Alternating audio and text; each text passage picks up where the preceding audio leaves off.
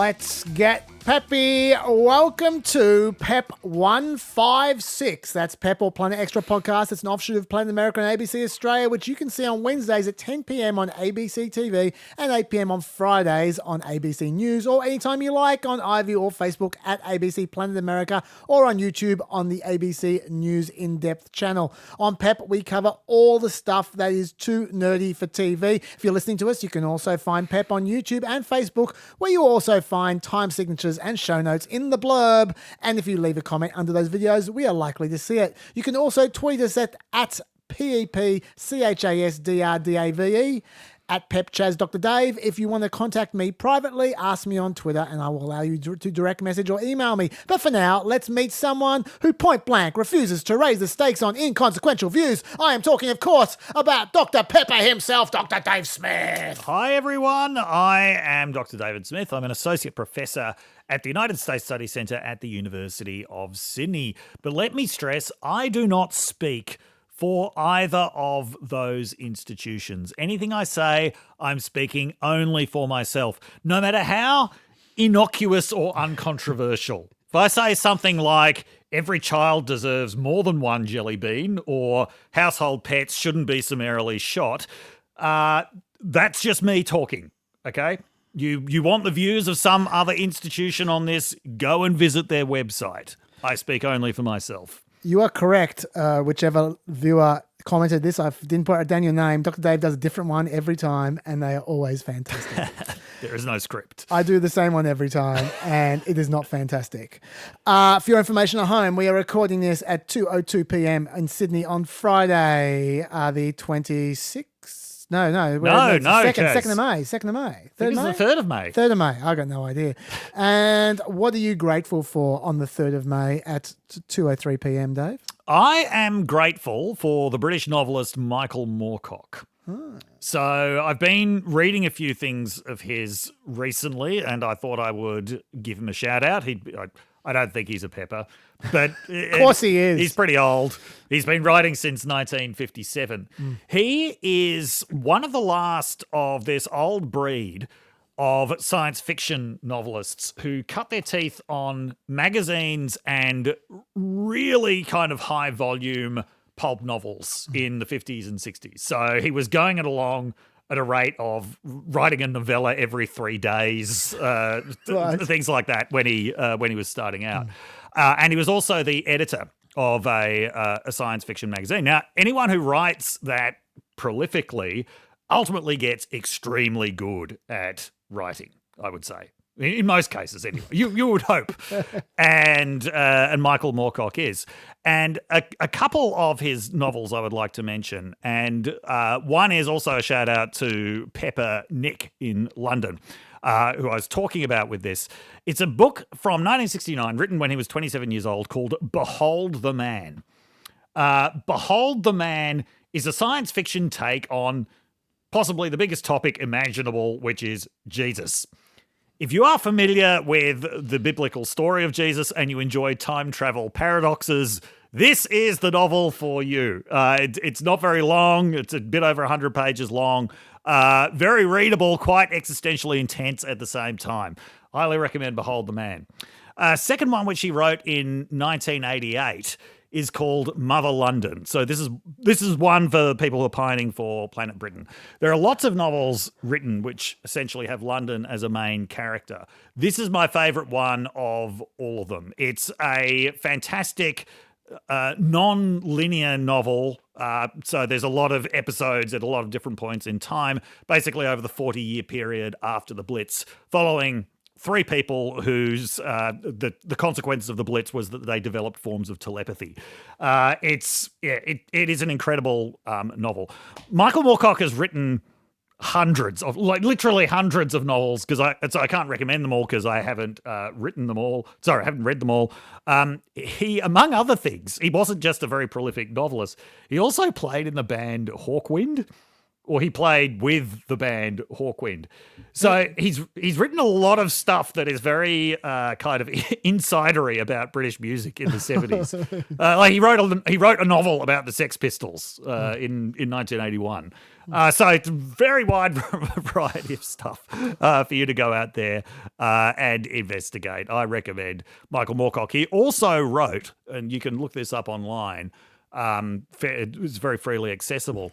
In 1978, he wrote an essay, which he's updated several times since, called Epic Pooh, P-O-O-H. Okay. Which is his critique. Winnie the Pooh? Yeah. It's his critique of Lord of the Rings. Oh, okay. And J.R.R. Tolkien. All right. Yeah, he says it's written in this particularly recognizable British suburban style that he really hates, where everything that is comfortable and right in the world resembles the county of Surrey, and everything outside of Surrey is evil and menacing.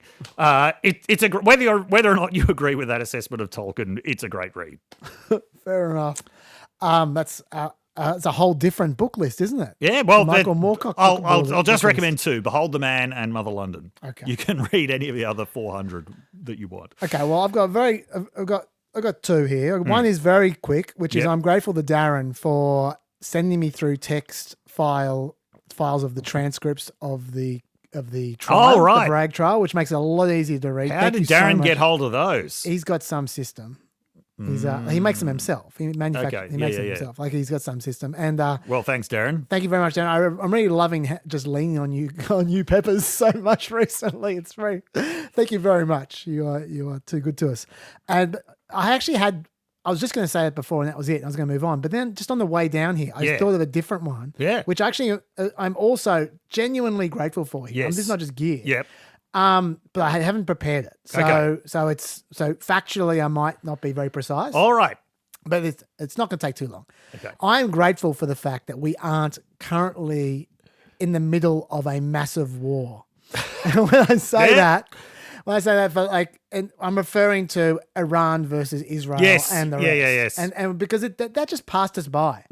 And people just accepted it and just moved on. Yes. Yep. But there was a period there where it was looking not great. For those who weren't following very closely, about, it would have been 3 weeks ago, I guess. Mm-hmm. Yep. Israel took out a couple of, were they Iranian generals or something like that? IRGC generals in a Syrian diplomatic compound. Yes. And they did it without notifying the US in advance. Yes. That they were going to do it. Yeah, and please help me as I go. I haven't prepared this at all. And the thing is, Israel acted like, I'm surprised that you're upset about this. Yeah.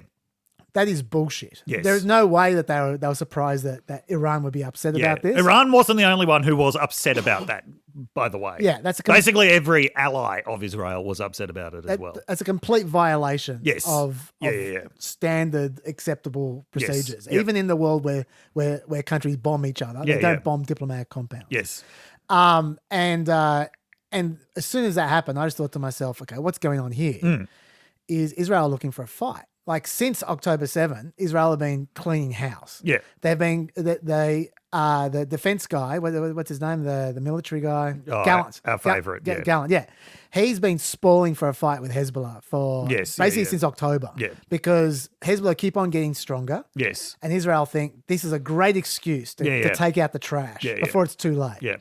And so they've been pushing Hezbollah, and Hezbollah keep on not engaging. I mean, they fire back, but they keep on not rising to the provocations. Yes. On purpose, because Hezbollah don't want to fight right now. No. They're not in a position where they can have a fight, and that's another reason why Israel's looking for one. It suits them right now. But also, on top of that, Israel's been spoiling to take out the nuclear facilities of Iran for years. And clearly, I saw this and I thought they're looking for an excuse to bomb Iran's nuclear facilities. Yeah. So what they wanted was for Iran to escalate back. Yeah. After that's what I think. Now I'm just reading their mind. Yeah. And Iran was certainly talking like they were going to escalate. Mm-hmm. And then we had a couple of days or a week or so where there was a lot of talk about what Iran were going to do. Yeah, yeah. And how Iran were going to bomb and go crazy and direct attacks and all the rest of it. And we read about the fact that behind the scenes, Iran was telling Qatar what they were going to do, Yes. and Qatar was passing it on to America. Yes, yeah. And America was planning for the defense. And then Iran, their actual retaliation, there's like 150 missiles, all kinds Yes, of like yeah, yeah. drones and the cruise missiles, all the rest of it. But that they began with these very slow-moving drones that took 8 hours to Yes. get to Israel. Yeah, So they yeah, had yeah. all the time. And then when they arrived, then the other missiles came. Yeah. So they had all the time in the world to prepare. Yes. And they had the lights on these drones as well, by the way. Yeah, yeah, yeah. So they weren't exactly trying real hard No. to take out Israel here. And then, like... It was a performative retaliation for a domestic audience. Yeah. And Yeah. and half the missiles were taken out by America and their allies, yeah, yeah, including Jordan and Saudi Yeah. Arabia, Yeah, yeah, yeah. like Arab allies here. Yes, yeah. Which were organized by America, and the other half just didn't get there because they just were just shit. Yeah. Right. And so that was their pathetic retaliation. But then Israel acted like, oh my God, this is massive. We need to respond because they've attacked us, and that's just not on. Yeah. And it sounded for a while there, it looked like Israel were going to escalate matters. Yes. And then Israel's retaliation was also a pathetic retaliation. Yeah. It was on the Iranian territory, but it was stuff that didn't really matter that no one really cared about. Yeah. Once again, it seemed like behind the scenes, America was cooling them down and going, "You Yes. don't want to do this." Yeah, yeah. And the net result is everyone's vented, everyone's acted all tough. They've done that little chesty thing like Yeah, AFL yeah. players do, Yeah. like chesting each other and pulling Yeah, each yeah, other's yeah. jerseys and stuff. And there's no huge war. And I think that, I mean, maybe this was going to happen anyway, but I actually am going to give the Biden administration credit here. I think Yeah. they were all over that. I think they were. And I think that when they do diplomacy well, Yeah, yeah. they do it quietly. Yes, yeah. They don't trumpet it. Yep. And I think that's what we just saw.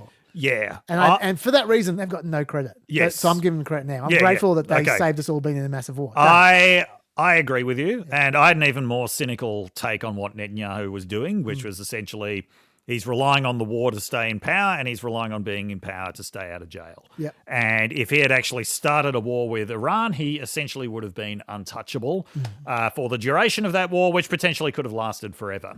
If you remember when Iran went to war with Iraq, that lasted 8 years. Yeah. Oh, look, and it might still. Yes. But yeah. at least at this point in time, it hasn't begun. Yeah, so I could see how that would be very, very tempting to Netanyahu. This was also potentially looking like an example of something that people have warned about for years in the US-China context, which is when you have enough saber rattling and enough posturing and enough bravado, that really increases the risk of miscalculation. Totally. It looked really like this was spilling into that realm of miscalculation where you underestimate how much the other side is going to retaliate. That's what it looked like. However, yeah, I do think that one of the things that averted that was Biden. Yeah. Yep. And for those listening who are going, oh, you're saying that there's not a massive war. You seem to have forgotten Gaza. Yeah, okay. I'm not writing that off. I'm just saying that's nothing compared to when Iran gets involved. And the entire region is at each other, like bombing nuclear facilities and stuff. Like that is a whole different level of war. Yes. So so I'm not minimizing the Gaza war. Yes. At all. Correspondence, Dave. Okay.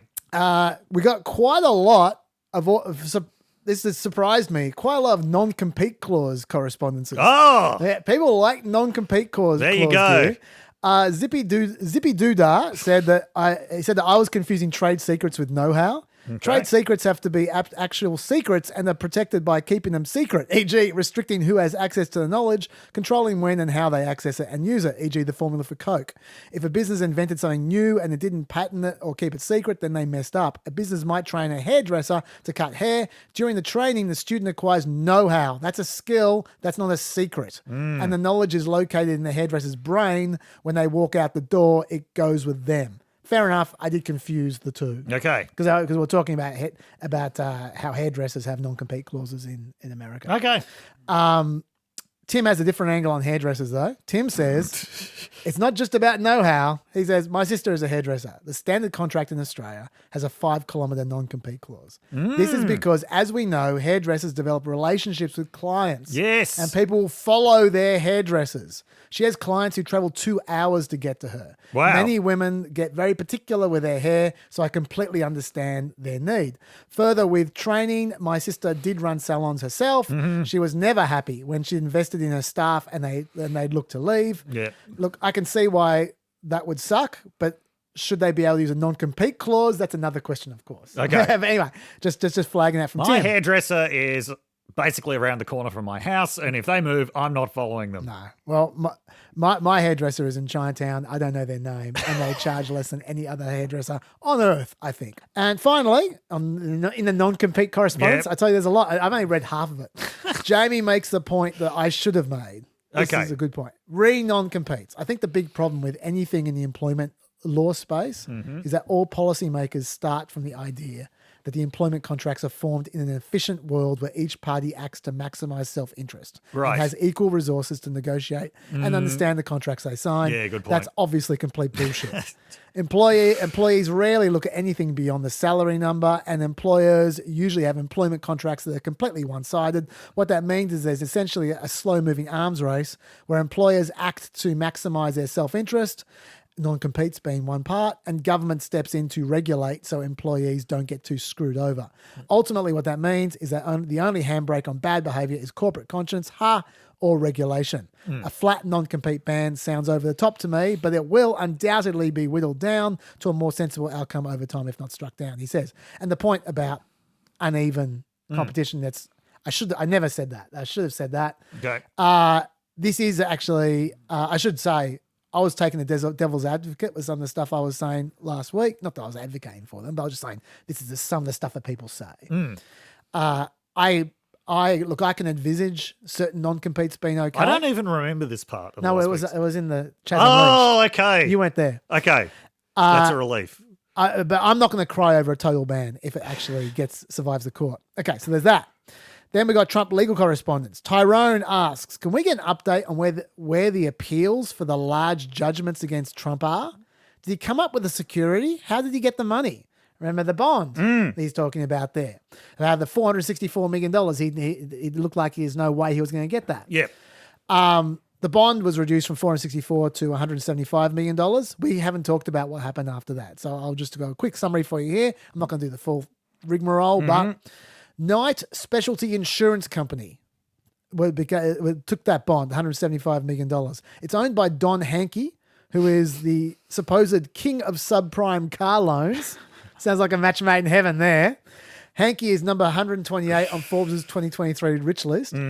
He made his money in auto services, but he's also believed to be the largest shareholder in, wait for it, Axos Bank. Oh, Ring a bell, Dave. I remember Axos Bank. Yeah, you told us all about Axos Bank. Yes, yeah. They were the guys who refinanced Trump's loans on Yes. Trump Tower. They bailed them out last time. They did. And so they've been doing him Hankey seems to be doing Trump a favor for a while now. That's strike one. Strike two. Apparently, the parent company of Knight Specialty Insurance, Yep. is located in the Cayman Islands, which is What a surprise. Which means they're hard to get to. So that's strike two. Strike three. According to a financial assessment, Knight Specialty Insurance has $138 million in surplus. It was a $175 million bond. You're supposed to not use more than 10% of your surplus, As opposed to using more than 100%. as opposed to using 127% of your cash reserves. So that's kind of against New York law. And Trump's bond also accounts for a third of the company's total assets. So Letitia James suggested that this is a bullshit surety. It can't be justified, and Trump would have to find someone else. He was given 10 days to respond to that. The judge ended up accepting Knight Specialty Insurance. The judge just changed the terms slightly. And here's where it gets confusing. I think there's been some misreporting going on. Okay. Because what everyone was very clear about after this hearing is that Trump stumped up the money himself. So why does he need night specialty insurance? What are they doing? What role are they playing in this? Trump could just hand over the money. But for whatever reason, the judge said $175 million is fine. This got to stay as cash, can't be transferred to mutual funds. And night specialty insurance is going to retain exclusive control over the money market account with the $175 million. The simple answer would be Trump said he had the money, but he actually didn't. Well, that wouldn't be the first time that's ever happened. Well, apparently he now has the money, according to the judge. I don't know. Okay. That's where we're at. The fact is, where we're at is the bond's been accepted. Yeah. So that's it. Okay, so that's that. Cricket correspondence from Tony. I don't know what you said. I didn't even have time to check it out. Yeah. But apparently what you said was wrong. Gavaskar scored 36 not out. Okay, not 32. You said 32. Okay, fine. Apparently someone's created a Twitter account 36 not out in tribute. So you can look that up if you like. Great. Anyway, Nick agrees with me on MS Dhoni being all-time great of one-day cricket. But in terms of pure keeping ability, yes, he says, the best I've ever seen is someone who unfortunately never played international cricket, former Victoria wicketkeeper Darren Berry. Okay. And the example, he sent an example of Darren Berry's wicketkeeping, which I'll play to you guys. Yeah. For those who are listening, not watching, what people are watching is a leg side stumping to a medium fast bowler. Whoa. For those who don't understand, leg side stumpings are the hardest stumpings because you lose track of the ball because the batsman is in the way. And standing up to the stumps to a medium fast bowler is pretty hard. Pretty brave. So that's hard on hard. Yeah. So yeah, so he's not wearing a helmet. No, he's not. Even harder. Yeah. So that's pretty compelling evidence. Yes. I still think MS Dhoni's hard to beat on speed. Yeah. But that video, if you watch it back on it, was pretty bloody fast as well. Anyway, enough on cricket. No, there's a very important update on MS Dhoni. Yeah, what's that? The Indian media is reporting that there is a scam. A scam? Circulating on Instagram. The scam is that someone purporting to be MS Dhoni sends you a private message saying, "Hi, this is MS Dhoni. I'm stuck in Ranchi and I've lost my wallet. Can you send me 600 rupees for a bus fare?" Now, I just want MS Dhoni catches the bus? I just want to warn everyone, if you do get a message from MS Dhoni on Instagram asking you to send him the equivalent of 11 Australian dollars for the bus, there's like a 99% probability that's not MS Dhoni. At least. I was going to start catching the bus more in the hope that I'd meet MS Dhoni. Okay. Sadly. Anyway, that's enough cricket until we get to Christi Noem's the real cricket doomed story. Pet. Yeah. We were so ahead of the game. We were. People in the comments, they were going, guys, you're talking a bit too much about cricket. And have a look. The rest of the world starts talking about cricket. Like 2 days later. We'll get to that cricket. Corrections correspondence. Dave, Yes. IHOP isn't referring to the International House of Pancakes. Okay, I've actually, before you read the rest of this, I Yes. actually want to send Elle's correspondence Okay. All right, about go this, for it. which she sent pretty quickly after the podcast went up. She very kindly said no need to correct the record, but actually there's a significant need to correct the record. Jack Okay. thinks there's a need to carry. Yes, yeah. IHOP is International House of Prayer, a huge charismatic church akin to Bethel Redding in Kansas City. Its leader was Mike Bickle, who came out of the Kansas City Prophets Movement, which went really out there. Okay, this is really out there means really, really out there. Sure.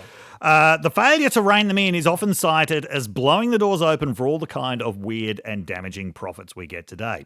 Mike just got Houstoned for grooming and such. That's a reference to Brian Houston / Frank Houston of Hillsong. The revelations were so bad that his church had to fire him, but a lot of big dogs like Wallnow are still on his side. So, yes, just to clarify, not International House of Pancakes. International House of Pancakes is a real business, by the way. That's not something that I made up. But in this case, it's International House of Prayer. There's a little bit of overlap here with Jack. Jack says it's a Kansas City area church whose big claim to fame is live streaming a prayer room 24/7 since the late 90s. That's interesting. Wow. Recently, the KC Star reported church leaders groom minors, but there's been a lot of scandals with that church, including trademark disputes with the other IHOP. And Wagtag corrects me after I corrected myself in the Chaz Unleashed when I was really tired. He said, no, you were right the first and second time. Your correction was wrong. Boise is Idaho, not Iowa. Because I second-guessed myself. So, really? Yeah. I said, I said it was of course, Idaho before. Boise is Idaho. I know. I was tired and I was getting confused. And anyway, he made the point that the Martin versus Boise case was responsible for the mix-up. Do you know what? Do you know what Boise is most notable for? What's that? So Boise State University has a blue football field.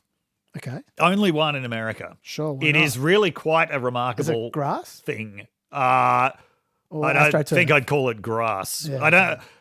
It's not as simple as the grass versus AstroTurf dichotomy these days. There's all kinds of substances. Sure. Is it Rebound Ace? Is that what we're talking about? Rebound Ace.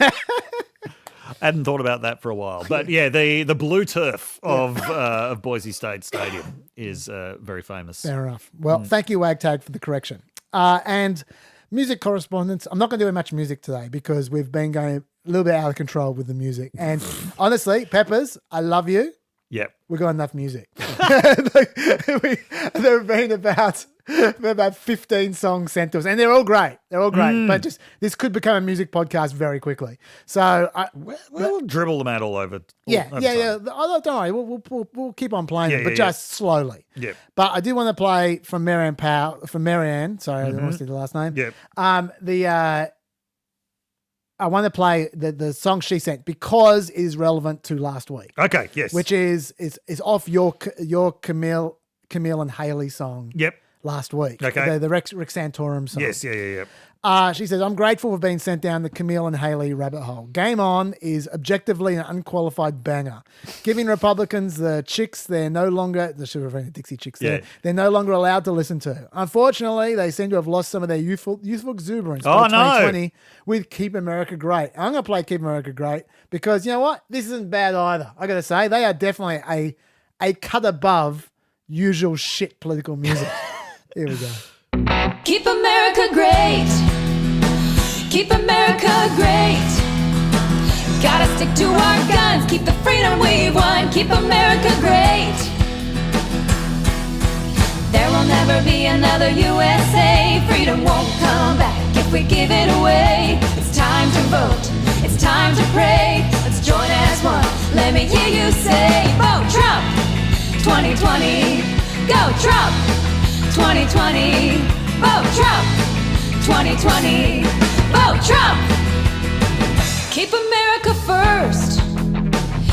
That's not bad. What is the constant hair shaking thing with them? That was in the Game On video. It was. That was part of what I found unsettling. Because they were just slightly sexual and they looked like they were 12. Yeah. It is also, I've got to say, like, there's a point where competently made music, which is what that is just worse to listen to than people who have no idea what they're doing. Like, I basically want the musical aesthetic of the Shags. Yeah. That's a good reference. Yes. Yeah. Look up The Philosophy of the World, the Shags masterpiece album. I want to just give a slight update on God in his infinite wisdom put Richard Nixon on this earth. Because I'm sure, like a lot of people, wondering where the fuck did this come from? Yeah. And you'll notice that's not the most visited YouTube video. Certainly not. I only had 2,800 views when I looked, and it's probably got more now.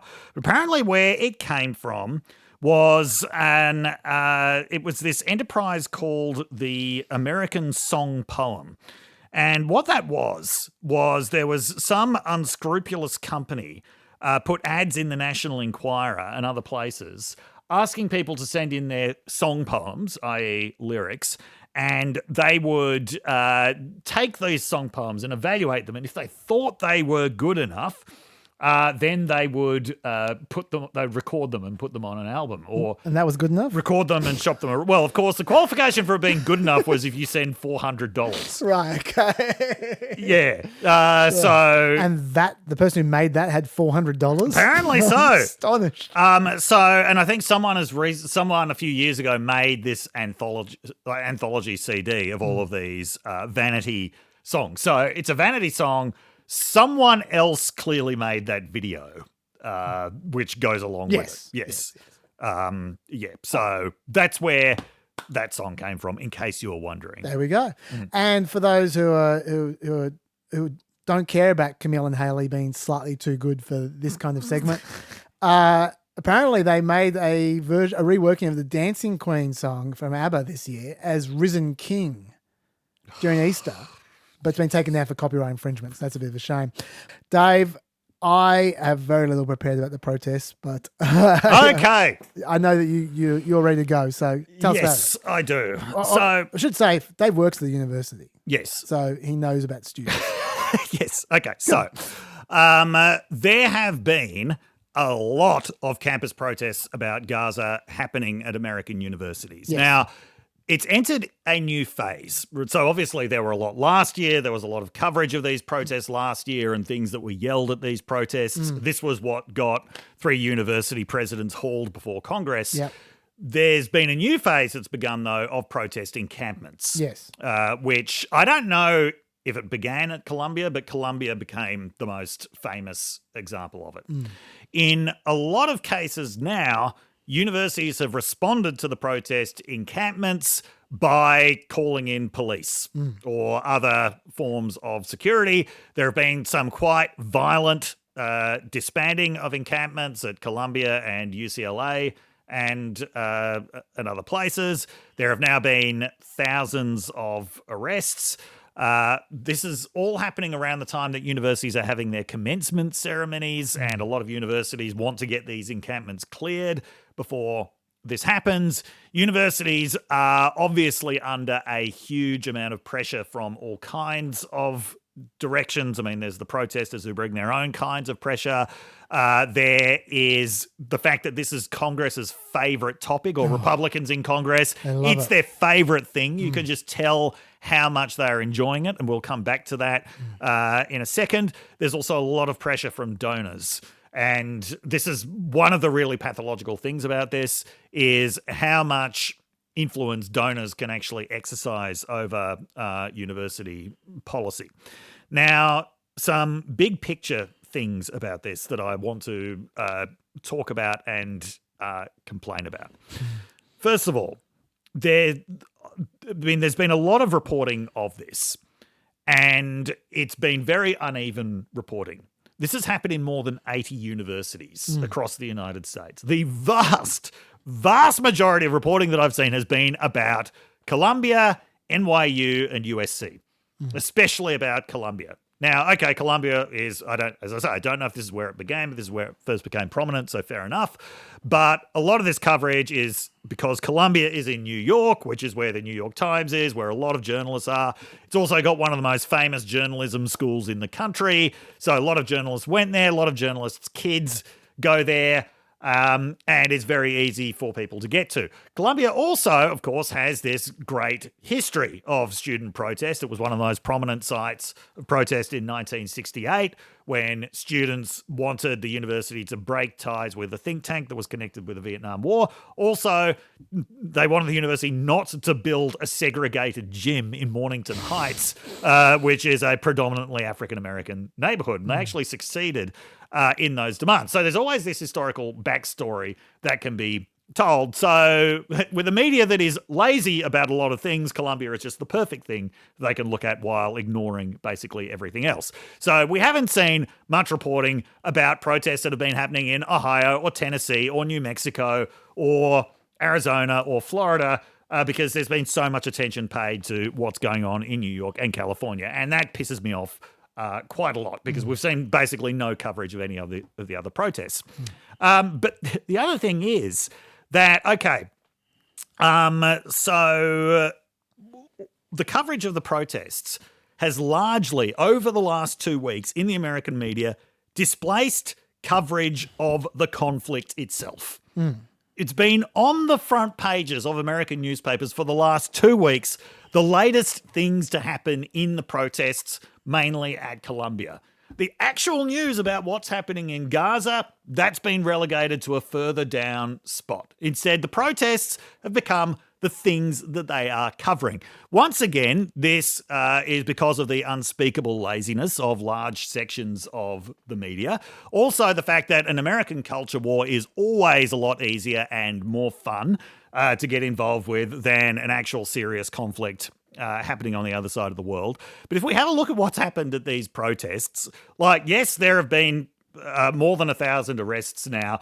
That's actually pretty small compared to what's happened at protests in the past in the United States. Also, how many deaths do you think there have been at these protests? Deaths? Yeah. I don't think there have been even many assaults. Yeah. It's actually, I mean, this is something which I was going to say at some point in time. This has been the least violent protests. Yes. Protests I've seen for, I mean, compare even to George Floyd. Yes, yeah. You know, like the vandalism is graffiti. Yes, yeah. There's no looting. There's no fires. The only violence has Compared to come... 1968. Yes, yeah. There was blood then. Yeah. The only violence has come when police have come to break it up. Yeah. So no violence, certainly no deaths, in stark contrast to what's happening in Gaza. But this has become the big moral issue for the American media. The protests. Now, if there's one thing that protesters and their right-wing opponents can agree on, it's that these protests are incredibly important. I don't think it was the aim of the protesters for the coverage of it to displace the coverage of the conflict itself, but that is what's happened. If I could just interrupt for a second and just throw this at you on this point. Yeah. But isn't the nature of protest that you have two choices? Yeah. Either you don't make a mark. Yeah. Or you become the story yourself. Because if you don't become the story yourself, you're not getting covered, right? Yes, yeah. And if you do get covered, it's the protest. Yes, yeah. You know, like so when you're using a protest as a means of trying to raise awareness for an issue, yes, it by definition is going to distract from the issue. Yes, yeah. So I am pissed off about the fact that these protests, the coverage of these protests has displaced coverage of the conflict itself. Now, I don't particularly think that protesting university administration is the most effective thing when it comes to this conflict. Like, yes, universities do have ties to Israeli companies and Israeli universities and to defense manufacturers. It's pretty marginal when it comes to the conflict overall. But what you can say about these protesters is they've actually got very clearly defined aims. A lot of the time the reporting seems to suggest it's just these bunch of revolutionary nihilists who just want to create chaos and have completely unlimited aims. That's not true. They've actually got demands that could theoretically be met by universities. Universities aren't going to for a whole variety of reasons, but basically the demands for divestment from weapons companies or from Israel, those are things that universities could actually do. Yeah. There's been one case that I'm aware of where the universities actually successfully negotiated with students, although that used to be a far more commonplace way of resolving protests. But the one place where it's happened this time is Brown University. I think Northwestern is also negotiated. Yeah. Anyway, go on. Yep. Where Brown, they agreed that the corporation that governs the university would actually hold a vote on divestment, and the students disbanded the camp in return. Now, that might not be able to, I was quite surprised when that peacefully resolved it, because the students are accepting a vote. Yeah. There's no guaranteed outcome to that. There might be students in other places who wouldn't accept something like that. But the point is, it is actually possible to negotiate. We're not talking about negotiating with terrorists either. We're talking about negotiating with protesters. But there's all kinds of reasons why universities won't negotiate. One is, if universities started off by taking a very confrontational stance, they can't then back down. because that's seen as capitulation. Well, Colombia tried. Yeah. Like Colombia, the very first thing they did, Yeah. like the first night the encampment was there, they brought the police in to get rid of the encampment. Exactly, yeah. And then they spent the next week trying to negotiate. Yeah. No, if you do that, then try to negotiate, you're fucked. Yeah. Yeah. Because the negotiation is going to take place on very limited terms, and the protesters are going to be very pissed off. So it's not going to work. So that's the first reason. Second, no university president wants to face what the presidents of Harvard and MIT and Penn faced last year. And this is exactly what the House of Representatives is itching for, because they can't do anything else.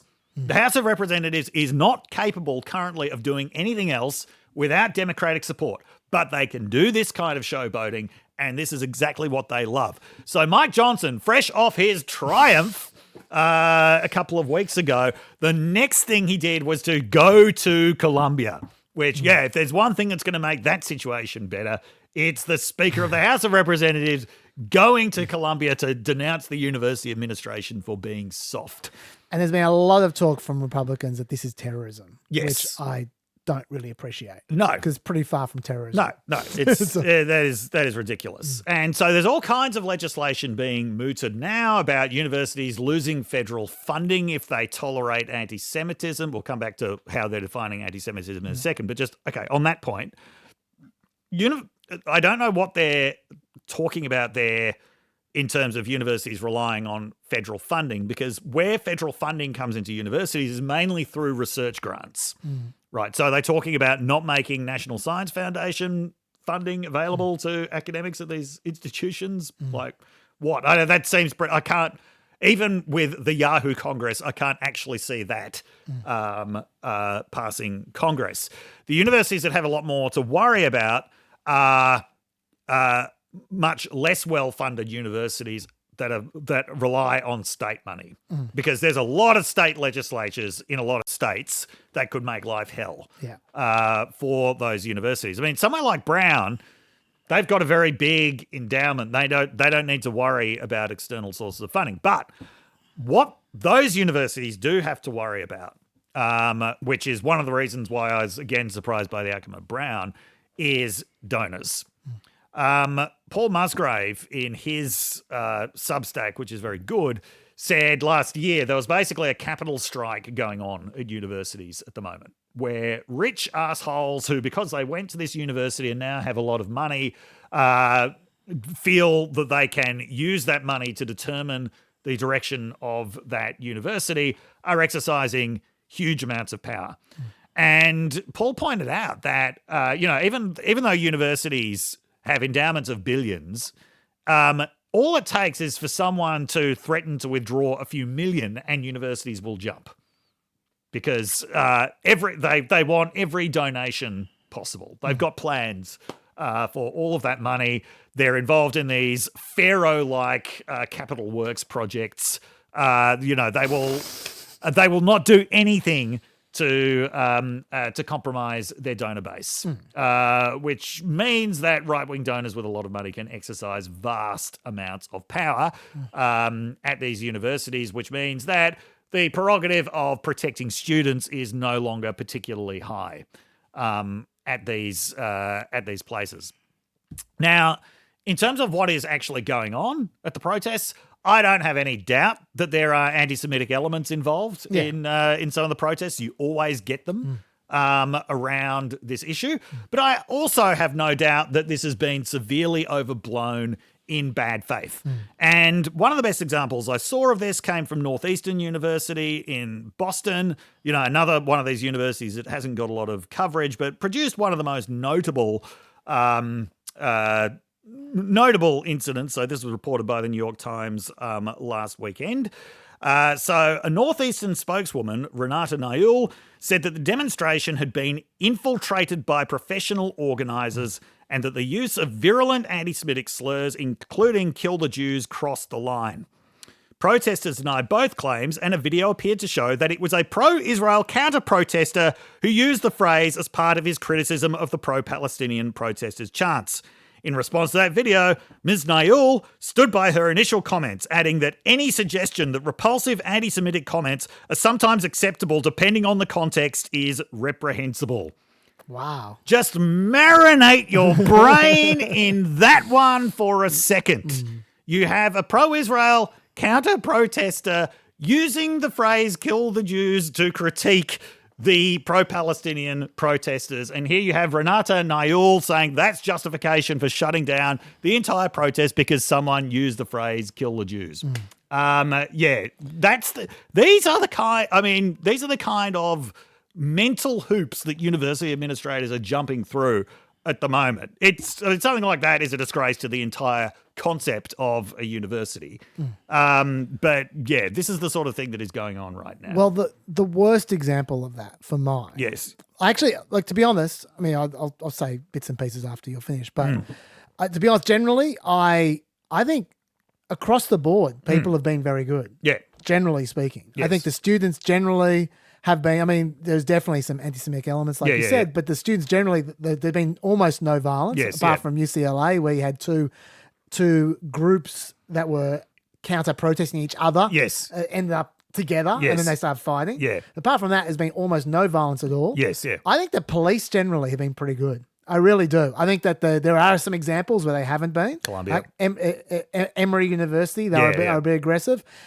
Texas, I'm about to get to, was really bad. Yep. But I think generally speaking, I mean, you say Columbia, but the second time around when they went to the hall, I thought that was really calm. Like when they went into the hall, I actually thought, like, just generally speaking, I mean, I've watched a lot of viral clips, right? Yeah. And generally speaking, like, there's usually a lot more kicking ass than we've seen here. Yes, I think the administrators, as you say, are in a tough position. I think generally they've been not bad. I think generally they have tried to negotiate. They've tried to get something going here. I think that generally they've allowed protest, which is the most important thing of all. They've been focusing on the encampments rather than the protesting, which is once again an exception. There's one exception which I'm about to get to. Yeah. But I think generally speaking, this whole thing has been hyped to billio by social media, and by the press, and by Congress. Yep. But I think in actual fact, when you look at the actual footage and you compare it to the equivalents from the past, certainly 968, etc. I think this is way calmer, across the board. The one exception is Texas, which just sucked. And and what happened in Texas, I think is at UT Austin, Texas Austin. They literally brought in the riot police and horses and all that shit without anyone doing anything, just at the beginning of the protest. There was no violence. They were just protesting. That was it. They actually shut down a protest, which you're not supposed to do, by the way. But also, I'm trying to find the actual quote from Abbott here. Like Abbott, he wasn't ashamed of it at all. No. He was saying these protesters belong in jail. Students joining in hate-filled anti-Semitic protests at any public college or university in Texas should be expelled, he says. Like, it's just outrageous. And it's they ended up arresting 57 people. All 57 had the charges dropped because it was just bullshit. And so that was the one, like, to me, that was a point. And I want to quote FIRE. Like, FIRE, remember, are a right-wing civil liberties organization. This is what they said. The chilling show of force at the University of Texas at Austin is a disproportionate response to an apparently peaceful protest. Sending in a phalanx of law enforcement threatens protected speech where it should be at its most free. A public university like UT Austin. Unfortunately, Governor Abbott's public commentary makes his disregard for the First Amendment's protection of political speech clear. Just appalling. And that's a public university, which I'm going to get to when we talk the law. That's special. That's a public university as well. Anyway, go on. And a big part of what is going on with Congress and a big part of the glee that you can see in Congress is that for the last 10 years, all of the anti-Semitic incidents were on the right.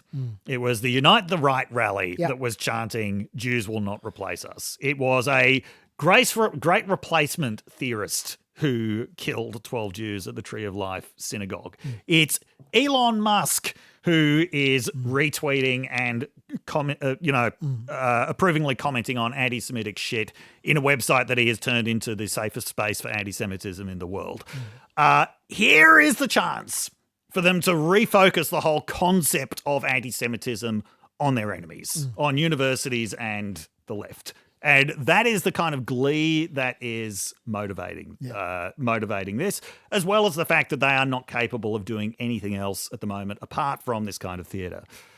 Yeah. Yeah, absolutely. And by the way, for those who are listening to me defending the protests and saying that there's no violence, or generally almost no violence, and I think people are being pretty good, and they go, I'm sure I can just hear people watching this going, well, what about this clip? What about this clip? What about that clip? Let's just think about what we've just witnessed. Okay? Yes. We've just witnessed the best part of 100 universities protesting for 2 weeks, day and night. Yes. Okay, think about how much, and all these are all kids with phones. Yeah. They're all filming constantly, and there are all trolls turning up to try and provoke them, try and get a reaction out of them, and there are people who are self-promoters. There are so many self-promoters in these protests. You can be sure of that. Yeah. Like, and they want to go over the top because they can get notoriety on social media and all that. Just think about that environment. Yeah. All right, the fact that there are 100 maybe clips in total, most of which are of either pathetically insipid physicality, like just real kind of, once again, the AFL player jumper tugging type physicality, or an anti-Semitic or an aggressive chant of some kind, when at every one of these protests, there would be endless amounts of that kind of stuff. Like 1968, they were chanting for the Viet Cong. Yes, yeah. I think that, and also just think to yourself, who's going to get filmed? Yeah. It's not going to be the boring people getting filmed. Yeah. It's going to be the extreme person getting filmed. Who's going to be on the front line? It's going to be the self-promoter. Like, it just, the people who get filmed in this environment are always going to be the worst of the worst in that particular environment. Yes. And if that's the worst there is, I think it can get a lot worse than that. I really do. I think people should not lose perspective. Frankly, there was more violence outside one pub in Rozelle last Saturday night involving a journalist called Paul Kent. And I'm not even talking about the people who are outside the university, because heaps of the clips are from outside universities as well. Although that's become, as the weeks have gone on, they've been moving into the universities. But this is another interesting thing. The language of outside infiltrators has historically been used to justify anything. And those historically minded might recognize this phrase from the civil rights movement, when Southern governors would always claim, this isn't our blacks who are protesting. This is outside infiltrators. This is communist agents who have come in. And we're seeing a lot of the same language now. Yeah. There was quite a funny clip. I'll find it and I'll play it for you guys. I don't have it for Dave here, where on MSNBC, the day after the Columbia, the police came the second time to Columbia. Where they were, one of the police guys was talking about the outside agitators, and saying, look at this chain. Look at the chains that we found. That was amazing, yeah. These are professional. These are not normal student chains. These are professional chains. And so I'll just play the clip. Tell us about this chain. Yeah, so when we entered Hamilton Hall, this is not what students bring to school. Okay, this is what professionals bring to campuses and universities. These are heavy industrial chains that were locked with bike locks, and this is what we encountered on every door inside of Hamilton Hall. And that chain he held up, you can literally buy that exact chain on the Columbia University security website. Yes. Literally the exact chain. It's a bike chain. And I should say that apparently they arrested, between Columbia and the other New York university, NYU. It was NYU. Whatever. And CCNY. That's the one, I think. They did 2 raids that night. Yeah, and they arrested somewhere between 200 and 300 people, and apparently they were pretty much all students. Yeah. Like and we know one of them was a student, because one of them was Kamani James, the guy who, are you across the Kamani James stuff? No. There's one guy who's like the celebrity of of the protest brat pack. Oh, really? Kamani James, yeah. And his story is he was a self-appointed leader of the Columbia University protest. Right. He's like a bit of a professional protester, but he's an actual student, right? Yeah. Earlier this year, he was disciplined because there was a proceeding in Columbia in January this year where he was disciplined because he said that he wanted to kill Zionists or something like that. He said something like I'm not going to kill them, but they should be dead, or something like that. Oh yeah. I think I saw something. It was pretty poor rhetoric. Yeah. And he is obviously a bit of a dick, this guy. So he live streamed his disciplinary proceeding so that the people on the other end of the Zoom call didn't know. Oh. And he was really performing to the camera while he was doing it, right? Anyway, I'm sure I've got a quote of his here. Just so I'm not just paraphrasing, but anyway, he was suspended and banned from campus, and he came back to lead them into the hall. So we know he's a student at the very least. Here we are. The same way we are very comfortable accepting that Nazis don't deserve to live, fascists don't deserve to live, racists don't deserve to live, Zionists, they shouldn't live in this world. Be grateful I'm not just going out and murdering Zionists, he said. That was one of his quotes. That's pretty bad. Yeah. And at one point in time, they asked him, they said, that you shouldn't say that kind of thing, should you? And he said, well, look, it's not that I'm going to go out and kill Zionists, but just if they lay their hands on me, I just might find that it's impossible for me to stop. That was kind of the logic he was using. Once again, totally playing to the camera while I was live streaming. Yeah. And so let's be very clear here. I'm not saying that I'm going to go out and start killing Zionists. What I'm saying is that if an individual who identifies as a Zionist threatens my physical safety in person, i.e. puts their hands on me, I am going to defend myself. And in that case scenario, it may come to a point where I don't know when to stop. Does that make sense? I understand what you're saying. Mm-hmm. But anyway, my point is, he's one student. Yeah. So there's a student. and I'm not supporting him, and I'm not saying that he's great. But once again, let's compare to the alternative. Yes, yeah. By the standards of this kind of stuff, I think it's not bad. Yeah. So, one quick thing. Yes. 1968. I've referred to it a few times. Guess who was involved in the 1968 protests? Who? Bill Barr. Really? Yes, Bill Barr, apparently. Yeah. He was, his claim to fame in 1968 was he was a member of a group called the Majority Coalition, who banded together to defend the university buildings from protesters. Wow. Isn't that awesome? That's great. Yeah, I had to share that. Anyway, go on. Yes. So one of the things that Congress wants to do is put more weight behind a particular definition of anti-Semitism that I think it's derived from the International Holocaust Remembrance Association definition, which is quite controversial, which a lot of people see as would essentially criminalize criticism of Israel. Now, it wouldn't criminalize all criticism of Israel, but there are some pretty specific things. It's getting to a grey zone. Yeah. It's saying you can't criticize Israel as a racist state. Like, you can't criticize the existence of Israel as a racist state. You can't apply standards to Israel that wouldn't get applied to any other democracy. And you can't liken Israelis to Nazis. Now, I mean, on those 3 points, I personally wouldn't liken Israelis to Nazis, no matter how bad whatever the IDF is doing in Gaza, because as we've said many times before, you don't need to call everything bad Nazism or fascism. Yeah. And actually the bombardment of Gaza, that's a lot more like, reminiscent of what the US was doing in Cambodia in the 1970s than of what the Nazis were doing.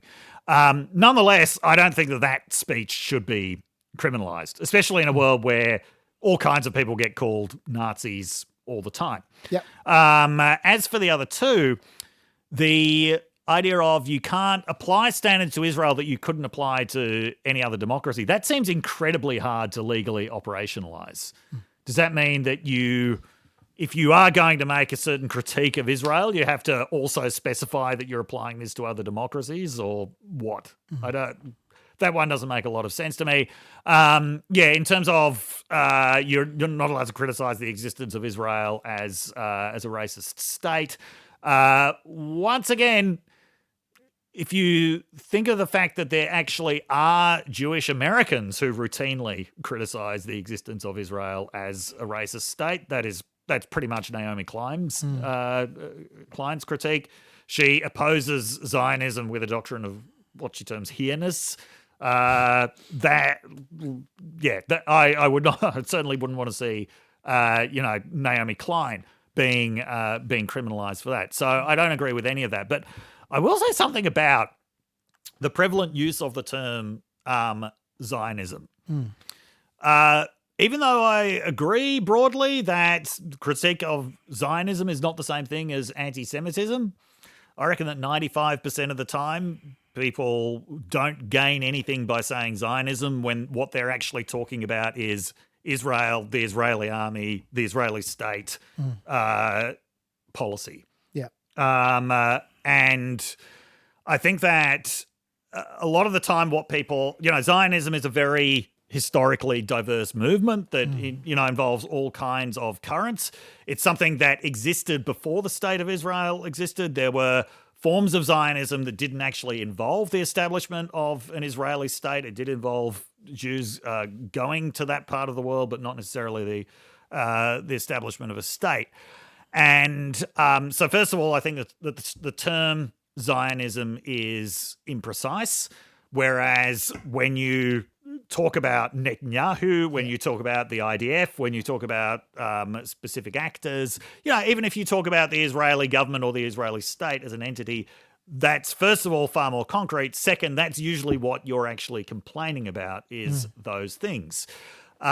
Use of the term Zionism, you're talking about an ideology, but there's, if you don't want to get accused of, anti-Semitic rhetoric, I'd say stop overusing the term Zionism when what you're actually talking about is specific Israeli policy.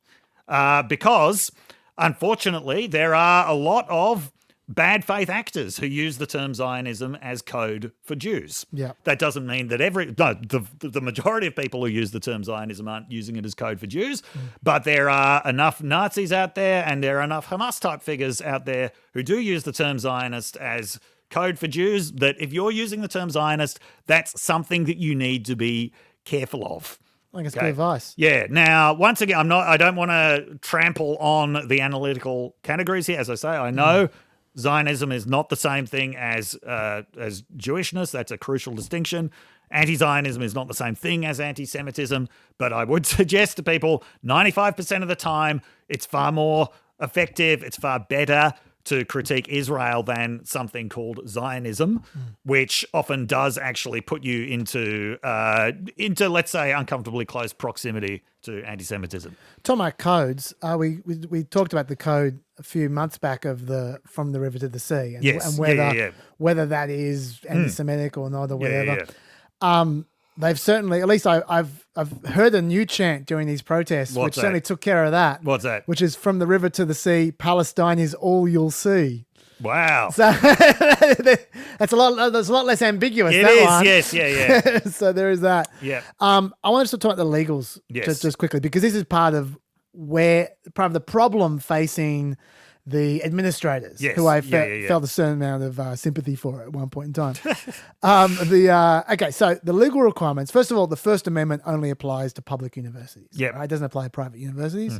Columbia is private, but Columbia has voluntarily promised to act consistent with the public institution's obligations under the First Amendment in setting up any speech restrictions. Which is what most private universities do. Exactly. Yes. Exactly. So effectively, let's just talk about the First Amendment with these guys, right? There's no First Amendment right to camp out. No. There's a First Amendment right to speak, though. Yeah. Hate speech is allowed under the First Amendment. It is. Okay. But there's a fine line, and the fine line is Title VI. You have a Title VI obligation as a university to police discrimination. Yes, you do. Title VI of the Civil Rights Act states that no person shall, on grounds of race or national origin, be excluded from participation in, be denied the benefits of, or be subjected to discrimination under a program receiving federal funds. Doesn't mean that Columbia must be free of harassment completely. One or two incidents, that is reasonable to expect in a big university, especially during a protest. Yeah. But if there's behaviour of sufficient severity or persistence that the members of a protected class are denied equal access to education because of their identity, Yep. then they need to address it. Yeah. Otherwise, they lose. They then have an investigation against them, and then they lose their funding. Right. Yep. What are protected classes? Students who are or are perceived to be Jewish are covered. They're a protected class. National origins are covered. They're a protected class. Yep. So arguably, sending Israeli or Jewish kids home for hybrid classes, that's an offence. Yeah. An Orthodox rabbi at Columbia sending a WhatsApp message to almost 300 Jewish students urging them to leave campus and go home because the institution, quote, cannot guarantee Jewish students' safety in the face of extreme anti-Semitism and anarchy. Whether they're right or not, that might lead to an investigation. Yep. Now, so this is something, so there's a balance there because on one hand, hate speech, let's even use the term hate speech. In one case, speech which could be seen as hateful towards Zionism, whatever, is completely acceptable. Yes. By the First Amendment. Yep. And they need to protect that. Yes. At the same time, speech which leads to discrimination Yeah. is not acceptable. And that is a fine line. Yep. And it gets really blurry really fast. Yes, And so that is another problem that administrators have to deal with. Yep. And in particular, I'll just jump to another group of people who I feel a certain amount of sympathy for, with all this, which is unlike South Africa, because a lot of people compare these protests to the South African protests in the late 80s, early 90s. Unlike South Africa, you can protest all you like against South Africa in an American uni in 1991, and you're talking to yourself and your friends. Yes, yeah. You're not talking to South Africans. No. They're not right there. No. FW de Klerk is not standing in front of you, right? No. But the thing about American universities in 2024 is there's Israeli students everywhere. Yes, yeah. And those Israeli students, a lot of them have done the national service. So if you're chanting about the IDF, you're talking about them. You're talking about them personally. Yes, yeah, And yeah. yes, I know that when they're chanting about the IDF and kill an IDF or whatever, Yes, yeah. like there, which is exactly the kind of thing you expect in a protest. Yeah. They don't mean the actual students on Yeah, yeah, campus, yeah. obviously. But if you're that student, Yeah. I can see why you'd be pretty uncomfortable. Yeah. By the way, I just want to give one caveat about this, which is something I recognize from my time at Michigan. I remember seeing all of these students walking around in IDF T-shirts. Thinking, wow, there's a lot of ex-Israeli service people here. Then I learned they were just kids who'd gone to Israel and bought an IDF T-shirt. Well, those guys might feel uncomfortable. Yeah. But there are a certain number of, ex-IDF people. Yeah, and I've seen some. In fact, I've got a letter here. Hang on, I'll just read a bit from it. Just an example here. As veterans who have served in the Israeli army, some of these are from Columbia. This is a Columbia student.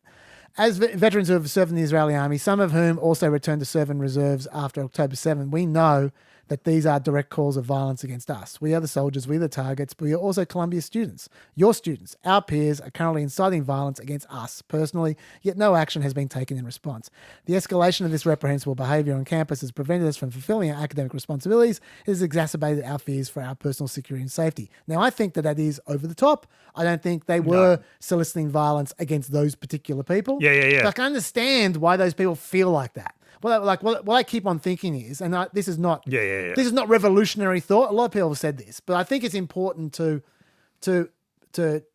check your brain with this. I just keep on thinking to myself, okay, if this is KKK talking about black people, this is Christian conservatives talking about gay people, is it okay if they're saying the same things in the same environment? Can you understand why if, let's say, it was KKK guys talking about Black Lives Matter, how would black people feel about that? Even if they're not Black Lives Matter people themselves.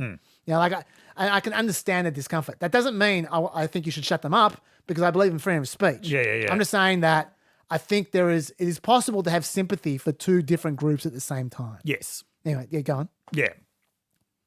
Although I got to say, anyone who's had IDF training probably doesn't have a lot to fear from a student protester. Yeah, I'm sure they can look after themselves. Yes, yeah. They shouldn't feel physically threatened. No. But at the same time, I can see why they still would feel horrible about it. Yeah. Like, I don't think that's unreasonable. Let's put it that way. Yeah. But once again, I'm not saying move them off campus. Yeah. I'm just saying that this is a balance that has to be struck. Yes. And I think that as far as striking that balance goes, I think it hasn't been too bad the last few weeks. Okay. I've seen some awful stuff, but honestly, it could have been so much worse. Yep. One other thing I want to see what you think about this. Yes. My take on all this kind of stuff is that I think that I was saying this 2 weeks ago. This is not hindsight. As soon as the Columbia thing happened, I was just saying, I think it's important to stop the encampment starting from the beginning. And the reason for that, I don't think you need to call in the police. I think security can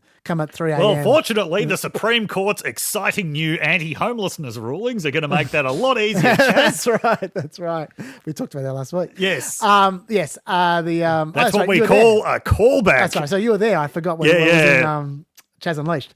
Anyway, I don't think you need excessive violence in order to remove the tents, but I think you should just immediately stop the tents forming. The reason why is not because I zealously guard the regulation, the bylaws of a university. Yeah. It's not because I think encampments are the worst things on earth. The reason why is because I think the longer these things, when you have an encampment, like I look back to the George Floyd period, the liberated zones in Portland. Yeah. Like these things, as they fester, they get worse. And you don't have a problem now. Yeah. But if they last for 3 weeks, 4 weeks, 5 weeks, then you get a problem. And eventually there's going to be violence. Now, we haven't seen that now because they've cleared them out pretty quick. Yeah. But but I just think the longer you leave them, the more aggression you need to get rid of them. And eventually there's going to be I suppose the easiest way to put this is if you say to people, you can protest every single day. Yeah. From 8 till 10 or whatever. Yes, yeah. And every single day you come back and we're gonna have an area you can go nuts, knock yourselves out. Every single day they need to assemble again, right? Yes, yeah. It's hard to get out of control. Yes. When you have to reassemble every single day. Yep. But if at the beginning of every day there are 1,000 people sitting there and they're hungry and they're cold and they're pissed off and they've been heightened, they've been playing up to social media, all the rest of it, they've heard rumors about stuff. It's so much easier for things to get out of hand fast. Yes. And I think that's what happened with UCLA. Yep. Because I think it festered, and then also you get the counter protesters. As soon as you have a site of protesters there all the time, the counter protesters move in and they move next to you. Yeah. And like and so on, it's actually protecting the students from themselves. It's like you just don't want to create an environment where the natural consequence eventually is for things to get worse. Yeah. And as long as you stop the tents I think you basically cut out any chance of anything going wrong. Yeah. Which is why that's my personal view. But not that as I said, I don't think you should get the stormtroopers in to do it. But I think just as much as you can chip away at the tents, the better it is. Just take the tents out. Just take them away. Just literally just pick up a tent and go, and then come back 10 minutes later. Pick up another tent. They're there 24 hours. You'll get rid of them eventually. Anyway, so what are your thoughts on that? Do you think this is unreasonable or what? That sounds way too simple for a university administration to do. Probably. No, it's going to get needlessly complicated. It's going to end with some terrible scheme like release the ants or something. Sure. Anyway, do you have anything else to say about this topic? I just have one thing to add to what I was saying earlier about the uses and misuses of the term Zionism. Yes. Because someone might hear what I just said and say, well, you might not be talking about Israel itself. You might be talking about supporters of Israel. So you might be talking about the kind of counter-protesters who are coming in, which, they're not Israel, they're not Israelis, they're counter-protesters. Yep. I said, well, the term Zionist applies to them. I would still advise use the term like pro-Israel or, supporter of the IDF or something to apply to them. And one of the reasons for this is, if we're talking about Zionism in terms of people who support the mass movement of Jews into Israel as a state, the vast majority of those in the United States are not Jewish. They're Christians. And Christian Zionism is an important phenomenon in American politics. However, you don't often hear the word Zionism applied to Christians in that way. It tends to get applied to Jewish Zionists, which is actually another reason to avoid the term, because that's another reason why it becomes coded. So when our student friend there is talking about Zionists not having any right to live, it's all too easy to hear that in terms of Jews in Israel is what he's talking about. So even if you're talking about supporters of Israel, it's usually more analytically precise to use the term supporters of Israel. I should say about Kamani James. Yeah. Just for those who think I whitewashed him a bit, I do think he is extremely toxic, but I also think he's the least physical threatening I've ever seen in my life. Yeah, yeah. I don't think anyone would actually be worried about him murdering them. I don't think a grasshopper would be worried about him murdering them. But anyway, it's bad rhetoric though. Yeah. I think given the time, and we still got like an hour, but given the time, I think it might be wise for me to push the immunity Supreme Court stuff to the Chaz Unleashed, unless you want to talk about that. Do you want to talk about that? No. Okay, let's push the Chaz Unleashed because it's pretty involved. Yeah. But let's go on to the topic which everyone wants us to talk about, cricket. Dave. Christi Noem. Yes. Okay, so the Washington Post has this quiz that you can do, which is basically pick Trump's vice presidential candidate. Yes. And it's all about picking the characteristics that you think would be important for Trump's vice presidential candidate. And I did this sincerely. I did based on what I thought was important strategically for him. So it was all kinds of things like, is it important that he has a woman? How important is it that this person has ties to MAGA? How important, it doesn't matter if this person's critiqued him in the past. Does it need to be a minority? What kind of state should come from? Blah, blah, blah, blah, blah. So I did this, and Christi Noem actually came out on top for me, closely followed by Sarah Huckabee Sanders. But this was before cricket. Yeah. Okay. I also thought Christi Noem was going to be, I thought she was going to be the nominee. Yeah. But that was also before cricket. Before cricket. BC.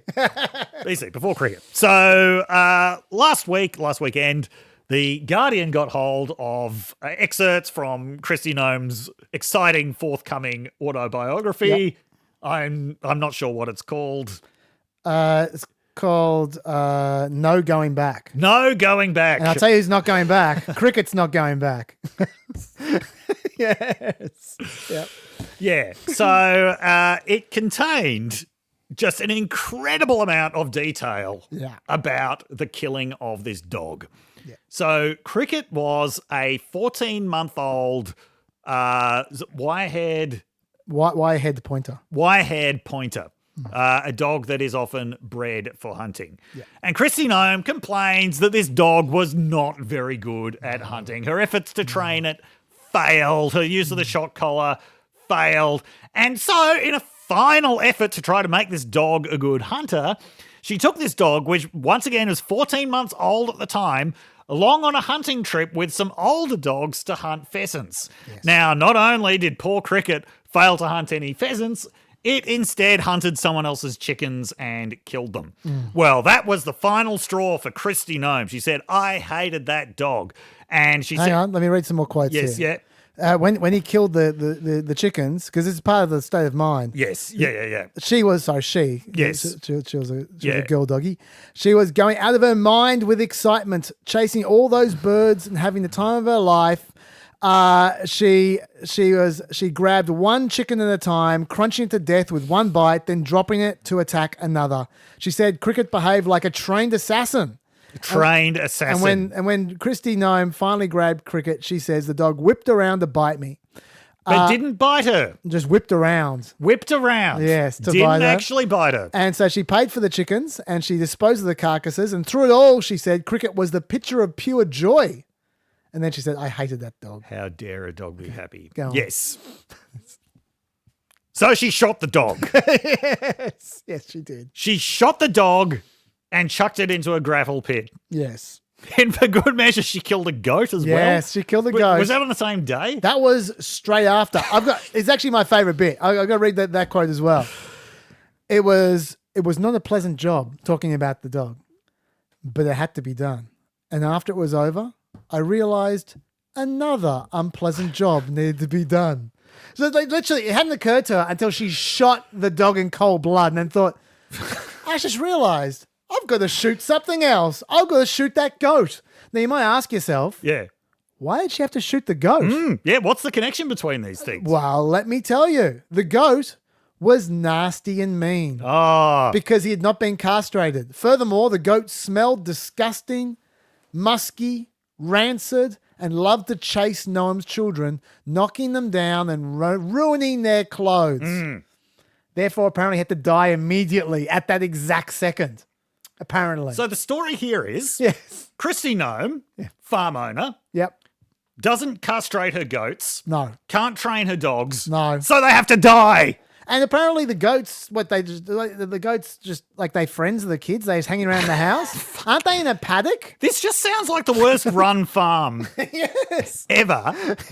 And it's these innocent animals paying the price. I mean, I'm not a dog person, but fuck you, Christi Noem.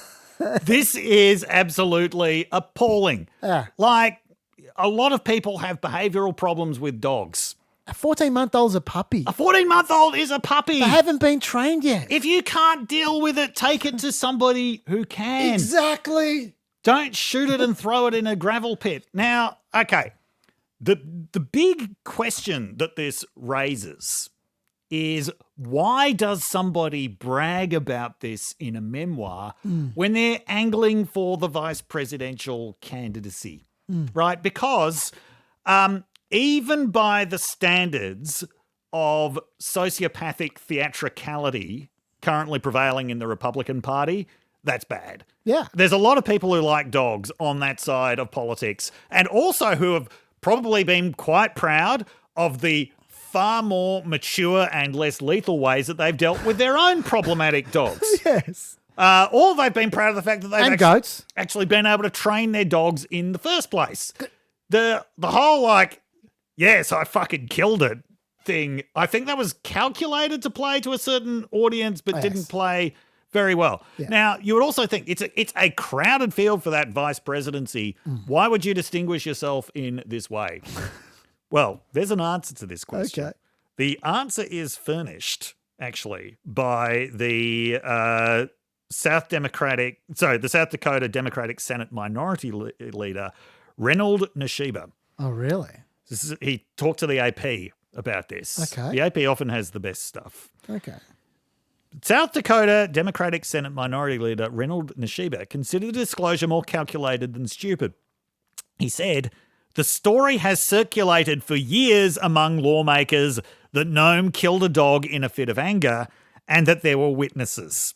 He speculated that it was coming out now because Noem is being vetted as a candidate for vice president. Now, obviously the word vetted, very unfortunate there, but that would explain some things.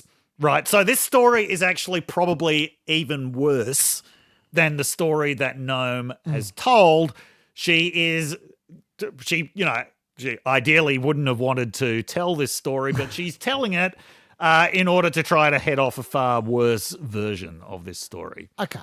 All right. I mean, I think you're probably right that there's a worse version out there. Yes, yeah. I don't agree that this is purely about inoculation. I don't think this is purely about what they call. We should stop using veterinary metaphors because this is the opposite of what they call this a limited hang. Yes, yeah. Where you got bad news, so you put it out in the best possible terms yourself. Yeah. To help not inoculate you, whatever, help save you.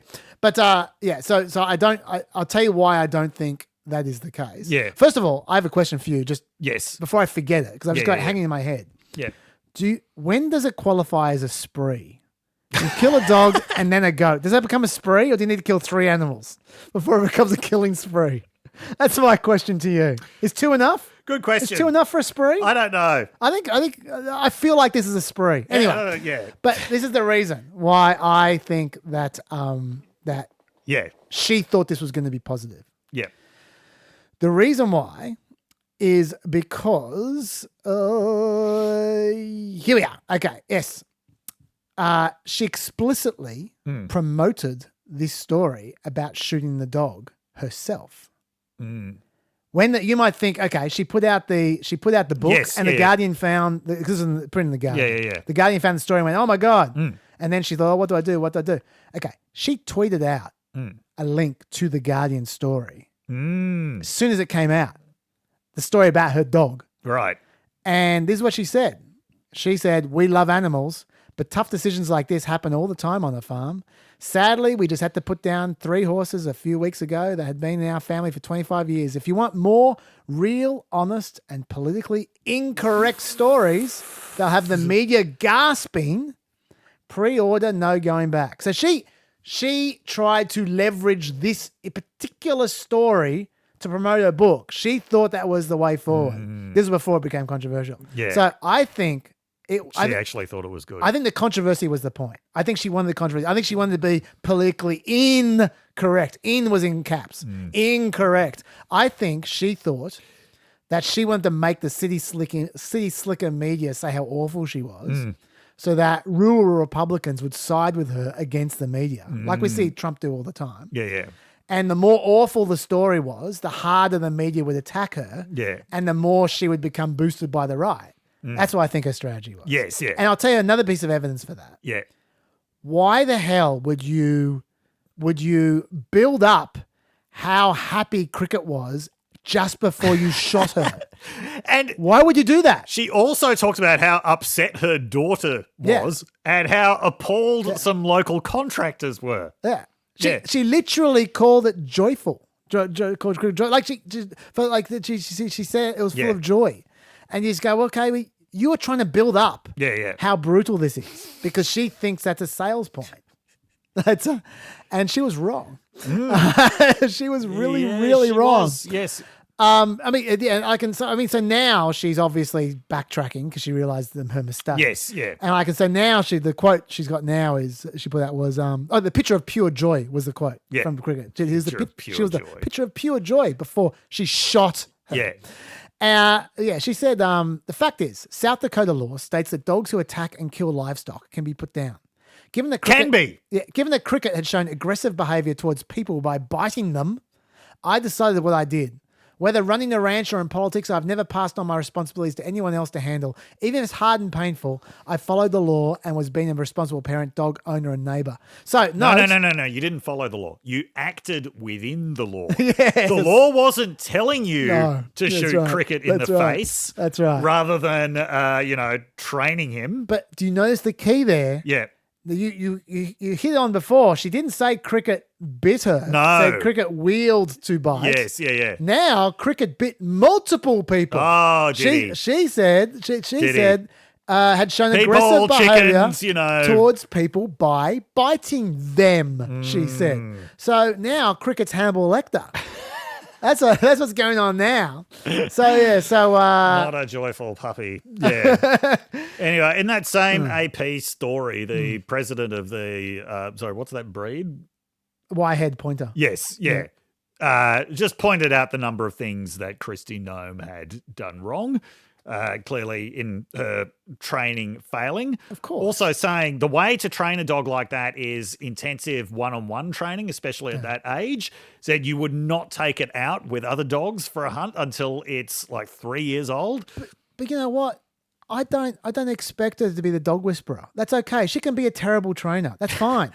But the point is, if you fail, you get someone else to train the dog. Yes. Or you just give the dog away. Exactly. Or at worst, you bring them to whatever the RSPCA is called in Yes. South Dakota and let them take care of the dog. Yes. And Animal shelters are a huge business in the US. And look, there will be times when Yeah. you need to put down a dog. Yeah. But when you do it, you don't shoot him in the face. No. You take him to a vet. and then brag about it. And by the way, she says, that quote of hers was, even if it's hard and painful, I followed the law and was being responsible. Hard and painful. The hard and painful thing to do is to train cricket properly. Exactly. Not to shoot Yes, that is exactly right, Chase. It's Yeah. extraordinary. Yeah. Okay, can I talk about the politics of this? Yes. All right, she is done. Yeah. Obviously. Yeah. I'll tell you how you know she's done. Apart from the fact Yes. she just shot a dog in the face. Yes, yeah. How you know she's done is that Trump has said nothing. Yes, That's how that you is know she's exactly done. what I was going to say. that is the Despite the fact he blurbed this book, Yeah. which I'm sure he read, obviously. Of course. Yes. Yeah, for Trump, both, and we're not going to speak about it, both in the court yeah. and out of the court, silent is deadly. Yes. That's right. We're not speaking about We're this. not. But also the leaks coming from Trump world are not great. No. One Trump campaign official told Semaphore, Governor Noem just keeps proving over and over that she's a lightweight. We can't afford a Kamala problem. That's not a phrase she wants to hear. No. A Kamala problem. But also the politics of this. We've got to be clear what's going on here. Yeah. The reason why conservatives are jumping on her, if Trump shot a dog in the face, he'd be okay. Yes. And other Yeah. other Republicans as well, no doubt. But they were coming for her anyway. Yes. Yes. And this is part of the reason I think she reached so hard. Yes, because she yeah. knew they were coming for her. Because it's Trump who likes her, Yeah. not conservatives. Yes, yeah, yeah. Conservatives hate her. Yeah. Trump was the one who was keeping her in contention, Yes. presumably because he thinks she's hot. Yeah. And the reason why I assume he thinks she's hot is because she's turned herself into a clone of every other Yeah, yeah. Trump family member. Yes. She just looks like Kimberly Guilfoyle, Yeah. Guilfoyle's twin sister. If you look at her in 2010 compared to now, in fact, she just weirdly got her teeth done as well. I'm not Yeah, sure if you yeah. heard about this. She got her teeth done and she created an ad for the company while doing so to offset the cost. Yeah. So unnaturally white teeth for free. Yes. You can't get Trumpier than that. No. She's trying to be a Trump, Yes. right? Yeah. But conservatives, they hate her because back in 2021, she refused to completely sign a bill Mm. Yeah. banning transgender women Oh, from I remember competing this. in sport. I remember against that. Yes. in South cisgender women. Dakota, Yeah. And she came up with some extremely lame justification, which no one bought. Yeah. About how it would be a trial lawyer's dream. And she pretended if she signed the bill, the NCAA wouldn't let South Dakota students compete at all. That was not true. Obviously not true. Yeah. She blatantly lied and they knew it. None of her concerns were moral, of course. But anyway, they ended up bullying her into signing it. Yeah, yeah. But they never trusted her since. No. And she also just got into trouble she was banned from 4 reservations in South Dakota for accusing the Native Americans of working with Mexican cartels. Yep. And so that's an electoral nuisance that Yes. that Trump doesn't want. Yeah. But anyway, and then she's also notoriously conducted a long-term extramarital affair with Corey Lewandowski. Yes. In an extremely not secret way. Like they've been seen not exactly hiding Trump functions and stuff. Her husband is well liked in conservative Yes. circles. Yeah. And, let's be honest, there's a bit of sexism going on here. Yeah. Like if it was a guy, Yeah. if it was a guy screwing around, they might get away with it. Like But, Trump. Yeah, exactly. Yeah, for example. But a woman screwing around her husband, who is a Yes. well-liked conservative, cucking him, they don't like that so much. Yes, yeah. They see themselves in that husband. Yes. And so there's all this stuff. They just Yeah, don't yeah. like her. She's not No. popular amongst conservatives. And so it was release the hounds, so to speak. Yes. The unshot hounds. I've Dave. got to say, the big winner from all of this is The Guardian. Yeah. The only newspaper that thought, this book might be worth looking at. That's right. And they have been dining out on this ever since. Like they've written some great articles about this. Here's I'm reading from a Guardian article talking about Christi Noem being dogged by poor polling. Oh, yeah. Poor PAW polling. No. Oh, they missed a trick. Didn't go the full pun. Yeah, but I was just very interested in who else blurbed the book, because obviously Yep. Trump did. Yep. No Going Back is also blurbed by Chaya Raichik, Ah, yeah. creator of the trolling Libs of TikTok social media account. James Golden, also known as Bo Snerdley, former sidekick to the late right-wing shock jock Rush Limbaugh, and Riley Gaines, a former college swimmer who campaigns against transgender participation in women's sports. My God. Yes. She got Riley Gaines. I mean, do you remember what I just said Yeah. about the women's sport thing? Yeah. Well, obviously, Riley Gaines hasn't been paying attention to conservative politics for the last That's 3 right. years. Now, by Saturday, Raichik had not commented. Snurdly had reposted a Daily Mail version of the Guardian report.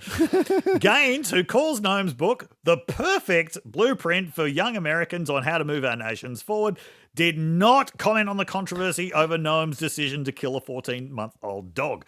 She did, however, post a video of 8 puppies sleeping in a pile on a pink rug. The pups have arrived, she wrote. Be still, my heart. Yeah. DeSantis posted a video of him playing with puppies as well. She even lost Cat Turd. Cat Turd. Oh, no. Cat Turd said, OMG, now my blood is boiling. Remember, I'm a country boy who lives on a ranch. There's a huge difference between putting an old horse down. That's right. Who's suffering than shooting a 14-month-old dog for being untrainable. This Seriously. is the thing the whole city slickers don't understand this. Yeah. It's offensive to country people who understand the sort of basic rules of things like dog training. Yeah. Yeah. I'll tell you who the worst on ground, though, is of this, apart from Who? Christi Noem. Who? It's a statement from the Dogmocratic Party, the dogs of the DNC. Oh, no.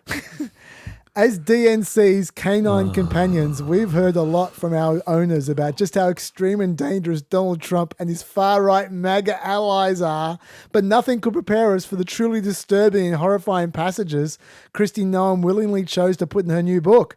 Our message is plain and simple. If you want elected officials who don't brag about brutally killing their pets as part of their self-promotional book tour, then listen to our owners and vote Democrat. That PR person is paid for their work. Just stop and consider that. They're paid for that. They're paid to do that. Christy, if you want to put down a dog, I'll tell you where you can go. I'll point you in the right direction. Yeah, anyway, so she's done. She's done. I think I reckon Sarah Huckabee Sanders. I guess. Yeah. Yeah. Or Elise Stefanik. Elise she's trying hard. She is trying very hard. Trying real hard. Yeah, those would be my two bookies' favourites at the moment. Yeah, I think. I don't think it's going to be Tim Scott. I think like Trump's advisors will be frantically trying to steer him away from Tim Scott because they don't want 4 or 5 months of Trump making like jokes suggesting that Tim Scott's gay. Yeah. Yeah. Which a good thought. He wouldn't be able to resist it. Thought. He's already done it. Like, we never thought that was going to happen. Yeah. Let's just watch Elise Stefanik's and Sarah Huckabee Sanders' hair over the next few weeks. Let's just see if it starts to become kind of, the trestles, kind of vampire type hair, and let's just see what happens. Yeah. We'll know. There's a sting which I forgot to play last week, and in fact, I should have been playing it for weeks, and I haven't played it all, and I'm going to play it now. What time is it? It's policy time. What time is it? It's policy time. We've been talking about the Biden rules. Yes. And there's a lot of Biden rules, and there's a few more Yep. every single week. This is the best rule ever. Yeah. The airline rule. Yes. From Department of Transportation, this is a Buttigieg special. It regulates... Okay, it regulates when you can get a refund. Okay. When flights are cancelled for any reason whatsoever, refund. Good. When flights are delayed for more than 3 hours domestically or 6 hours internationally, refund. Good. When the plane departs or arrives at a different airport, refund. When they add connecting flights or stopovers, refund. When they downgrade your class of service, refund. Now, obviously, in all those cases, if you take another flight, a replacement flight, then you don't get a refund. Yes, but if you go, you know what, screw you guys, no, refund. You can also get refunds for services. If baggage is not delivered within 12 hours of arrival, you get your checked bag fee refunded. If you don't get Wi-Fi, seat selection, or in-flight entertainment, you get the fee for that service refunded, just for the service. Makes sense. So it makes sense. And the refund needs to be cash, baby. Yes. How about that? Not some bullshit voucher. No vouchers, no flight credits. No. Cash. Refunds must also include taxes and fees. Cash. And it's automatic. No jumping through hoops. Yep. No requesting it. They just send you the refund. Cash. Automatically. Now, you've got to get it within 7 days of the refund being due for credit card purchases, 20 days for other kinds of purchases like cash. I didn't say it that way.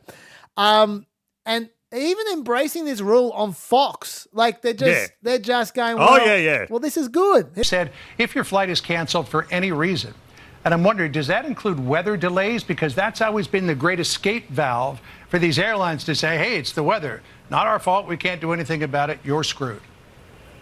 That's right. Any reason means any reason. If your flight is canceled for any reason, you are entitled to an automatic cash refund. And the reason that this change is so important is that in the past, passengers have really had to fight just to get the money that is technically already owed to them. We're also finally putting a federal definition around what counts as a significant enough delay that it might as well be a cancellation in terms of your right to a refund if you choose not to fly. We're defining that as 3 hours on a domestic flight, 6 hours on an international flight, because often we have situations where you get delayed so much that you're not even going to make it to that wedding or meeting or whatever you're flying to. You wind up booking another ticket on a different airline. You pay more for that. If you're in that scenario, then you should at least be getting your original airfare on your original airline back. We're also saying they've got to offer cash, not miles, not vouchers. If you, the passenger, ask for that, fine. But the default, the automatic default, if the passenger does nothing else, has to be cash. This is part of a whole package we're moving forward. Also things like getting your money back if the Wi-Fi doesn't work, on what you paid for Wi-Fi, baggage fees, and better transparency so that when you're booking a ticket, you get more information up front about the true cost of that, including change fees, cancel fees, bag fees, anything else that that could go into what you actually wind up paying. Mr. Secretary, it's Sandra here. Great to have you on the program again. Welcome back. I think you had us at hello. I can tell you so many times that I paid for the Wi-Fi and it didn't work. It's a great rule. Yes. It really is. It And is. you know what? Unlike most of these rules, Yeah. I cannot see how they challenge this in court. Yeah. I think this rule is going to stick. My God, he's a better transportation secretary than presidential candidate. Yeah, no, he's good. He's good doing Fox News. Yes, That's definitely yeah, his yeah. strong point. Is there a knock to this rule? Okay, whenever you get anything like this, Yeah. the knock is always this is going to lead to higher prices, right? And I guess that's possible because I'm sure all those shitty practices save Yes. money. Yeah, yeah. So it may well lead to higher prices. But you know what? Let me put this another way. I'm sorry to be so campaigny, but I just love this rule. Like, as someone gets a shit Yeah. to the airlines Yes, all the yeah, time, yeah. I love this rule. Let me put it this way. If I gave you a choice between a service like, say, your phone, and I said you can pay $80 a month for a smartphone that works like you hope it will, Yep. or you can pay $70 a month for a piece of shit that constantly malfunctions and drives you crazy, Yep. what would you pick? You'd pick the $80 a month, You wouldn't would, you? yes. I think it's a no-brainer. And the only possible challenge from this is, of course, from Congress. Yeah. And that Ted Cruz and Maria Cantwell, who, by the way, is a Democrat, as well as Sam Graves, who's a Republican, and Rick Larson, who's a Democrat, proposed legislation that would require passengers to submit a written or electronic request to get their refund if the flight is cancelled or heavily delayed. Obviously, that would defeat the purpose of the rule. It would, yes. You might wonder why they'd be pushing that for. Probably not a coincidence that Cantwell and Larson are from Washington State, which is Yes. the home of a number of Yep. Boeing facilities. Yes. Probably not a coincidence. Not a Anyway, coincidence. but that's a great rule. Do you have anything And to say also, about planes shouldn't be held responsible if their doors fly off. that? That's the second part of the legislation. Yeah. Just want to give a shout out to Eddie Peppers, who might be listening to this in a regional airport where they've been left stranded because their budget airline suddenly went bankrupt after their planes got repossessed. Yeah. True story. You should get cash. Bonza Airlines in Australia. And you're not going to get cash if you're in Australia. You're not going to get cash from Bonza Airlines. You are not going to get anything from Bonza Airlines. Sadly. Yeah. Dave, next rule, marijuana. Yes. All right, Peppers, toke on this. Merrick Garland is proposing the rescheduling of marijuana from being a Schedule 1 drug to a Schedule 3 drug. So there are 5 schedules of controlled substances. Marijuana is currently in the same category as heroin. Yes. That is not that it's seen as being as dangerous as heroin, but it's subject to the same controls. One of the things about this category 1 is one of the reasons that drugs are in there is because they supposedly have no medical value. Yep. That is just not true of marijuana. The medical value of marijuana has been pretty decisively demonstrated. I think the argument. Yes. I mean, look, they're rescheduling it, but I think the argument that's used by the people who oppose this is that marijuana itself is not used for medicine. Medicines is derived from marijuana byproducts. Yeah, I'm calling bullshit on that. Yeah, marijuana actually can be used as a medicine. In fact, has been used for centuries, essentially as a medicine that in many ways would be preferential as, say, a painkiller to opioids, right? Someone who had to take opioids after surgery to remove a minor skin cancer from my nose. It was a nightmarish experience. Yep. I stopped taking them because the side effects were so bad. Did you try marijuana? No, I didn't because I obey the law. You're an inspiration. I follow the law. And let's just put in context here as well. Yes. Like, it's probably fair enough to call bullshit. 38 states now have medical marijuana. Exactly. 38. Exactly. Yeah. Now, so, I mean, the fact that marijuana is criminalized in the first place, or was criminalized across America in the first place, this has often been traced to racialized moral panics about marijuana. It was a drug that was associated with African American and Latino people. It wasn't really to do with the kind of danger that it posed. There was a time when a lot of the United States was governed by incredibly draconian legislation around marijuana. I remember in Hell's Angels, Hunter S. Thompson described California's marijuana's laws as being brutal and vengeful. In 2008, I remember walking through a parking lot in Scottsdale, Arizona, and someone was having a toke in their car, and a friend of mine who was with said, that is actually pretty dangerous in this state. You can still get 10 years in jail for that. Arizona legalized marijuana in 2020 subsequently. So, it's got this very draconian history. In Michigan, people used to get 20 years for it, but then someone got arrested in Ann Arbor, got jailed, sent to prison for 20 years. And so John Lennon, among others, played this freedom concert at Chrysler Auditorium. Chrysler Arena in Ann Arbor, which is actually a basketball stadium.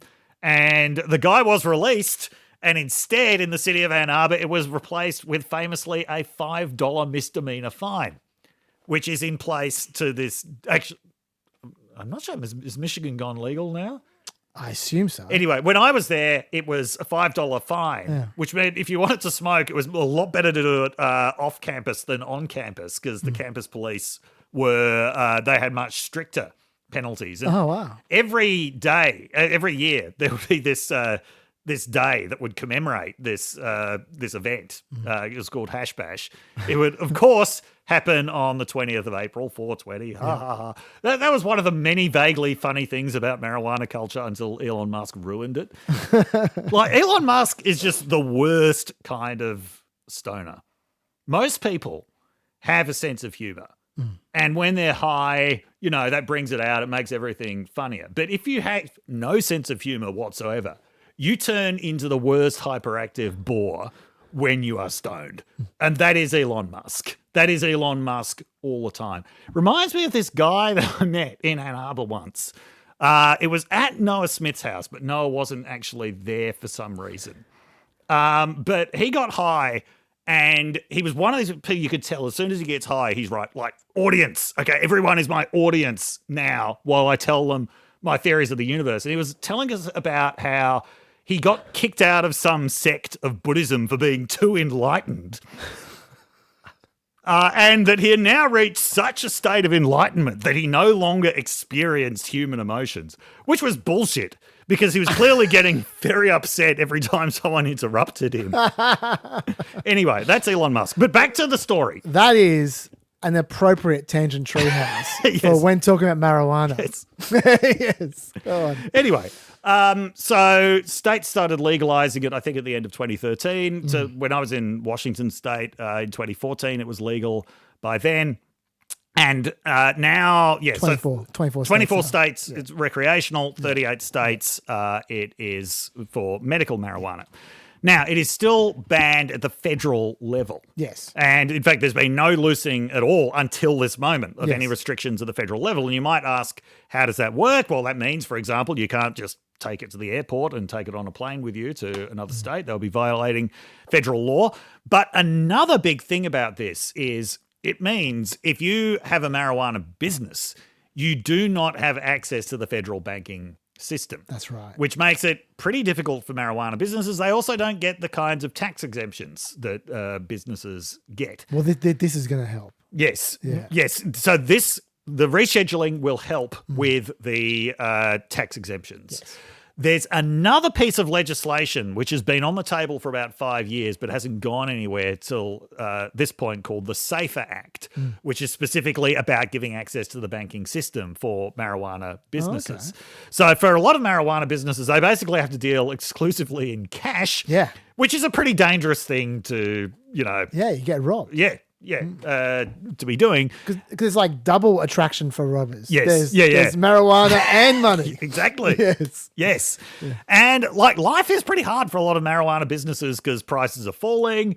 They're still in competition with illegal marijuana businesses. So the SAFER Act could help. It actually got out of the Senate Judiciary Committee 14-9. Yeah. So it's got some bipartisan support, but it's probably going to face significant Republican opposition in the House. So the Republican Policy Commission has been sending around instructions or guidelines to Republican House members saying, don't vote for this because marijuana causes depression. Once again, always comes back to Kamala Harris. Kamala Harris described marijuana as a drug that brings joy to the world. Well, unless joy means depression, she's wrong. So they're advising people to vote against that, and also against a piece of legislation which is possibly even more important, which is the Cure Act, which would remove any requirements for people to report previous marijuana convictions to employers and other people. Yeah. So those are two. Rescheduling is important. These are two pretty important pieces of legislation as well. As I say, both of them have some bipartisan support, but both of them could face Republican opposition in the House. That's infuriating what you were just saying about the people being told to not vote for it because of marijuana, because they're saying marijuana makes you depressed or whatever. You can be against marijuana, that's fine. Yeah. But what this bill, not having that bill, it doesn't make people not have marijuana. No. It makes people have illegal marijuana. Yes, yeah. Like, how is that better? Yeah. Like, how's it better to have no regulation whatsoever? Yeah. Like, surely you want to encourage legal marijuana if someone's going to have marijuana. Yes, yeah. And we don't even need to go into the, double standard. Alcohol causes depression. Yeah. Well, getting into gambling debt causes depression. And Sure, look what's happening with that at the moment in the US. So anyway, that's all the marijuana news that is fit to print. Okay, well let me throw a bit more because I got my own little printing press. Okay, it's roll it up, Chaz. First of all, we should say what Schedule 3 is because we said what Schedule 1 was. We didn't say what Schedule 3 is. Yep. So Schedule 1 was high potential for abuse and no currently accepted medical use in treatment. Yep. Schedule 3 is a moderate to low potential for physical and psychological dependence. Yes. And can be prescribed by a doctor. And so in this case, the Health Secretary, the Health and Human Services Secretary, said that there was credible scientific support for marijuana treating pain, nausea, vomiting, and anorexia relating to a medical condition. Yep. Hence, Schedule 3. That's with ketamine, steroids, Tylenol with codeine, and so forth. Okay, so this is going to take months to happen, if it happens at all. Yeah. Because it needs to be reviewed by the White House Office of Management and Budget. Yep. And then the DEA needs to take public comment, which could be a year. Yes. And then we'll see the final rule then. So it will actually happen under the next president, probably. Yeah. I couldn't believe this number. Take a guess. What, according to Gallup, what percentage of people say marijuana should be legal in some capacity, either full legalization or medical? I don't know. 89%. Wow. Yeah. 89. Yeah. It's going to be interesting to see if Trump says anything about this. He probably won't. There's very little political advantage to him commenting one way or the other. In his administration, he was very opposed to any kind of relaxation of any restrictions on drugs at all, including marijuana. In fact, Bill Barr was going full on war on drugs. That was in 1968. Yes. I was trying to protect the building. Yeah, but given that Trump is now against banning TikTok, I think he's looking for electoral advantage wherever he can get it, or at least not blatant electoral disadvantage. I don't think he would stand in the way of this. I guess we'll find out. Maybe if he gets elected. Yeah. Although he is personally though very anti-drug. Yeah. Also personally very anti-dog, but that doesn't mean that he supports Christi Noem. No, it doesn't. Yeah. On the tax thing, I just want to spell it out a little bit more. Yeah. The problem with Schedule 1 is that you're not allowed to deduct business expenses. Yes. You can deduct the cost of the marijuana. Yep.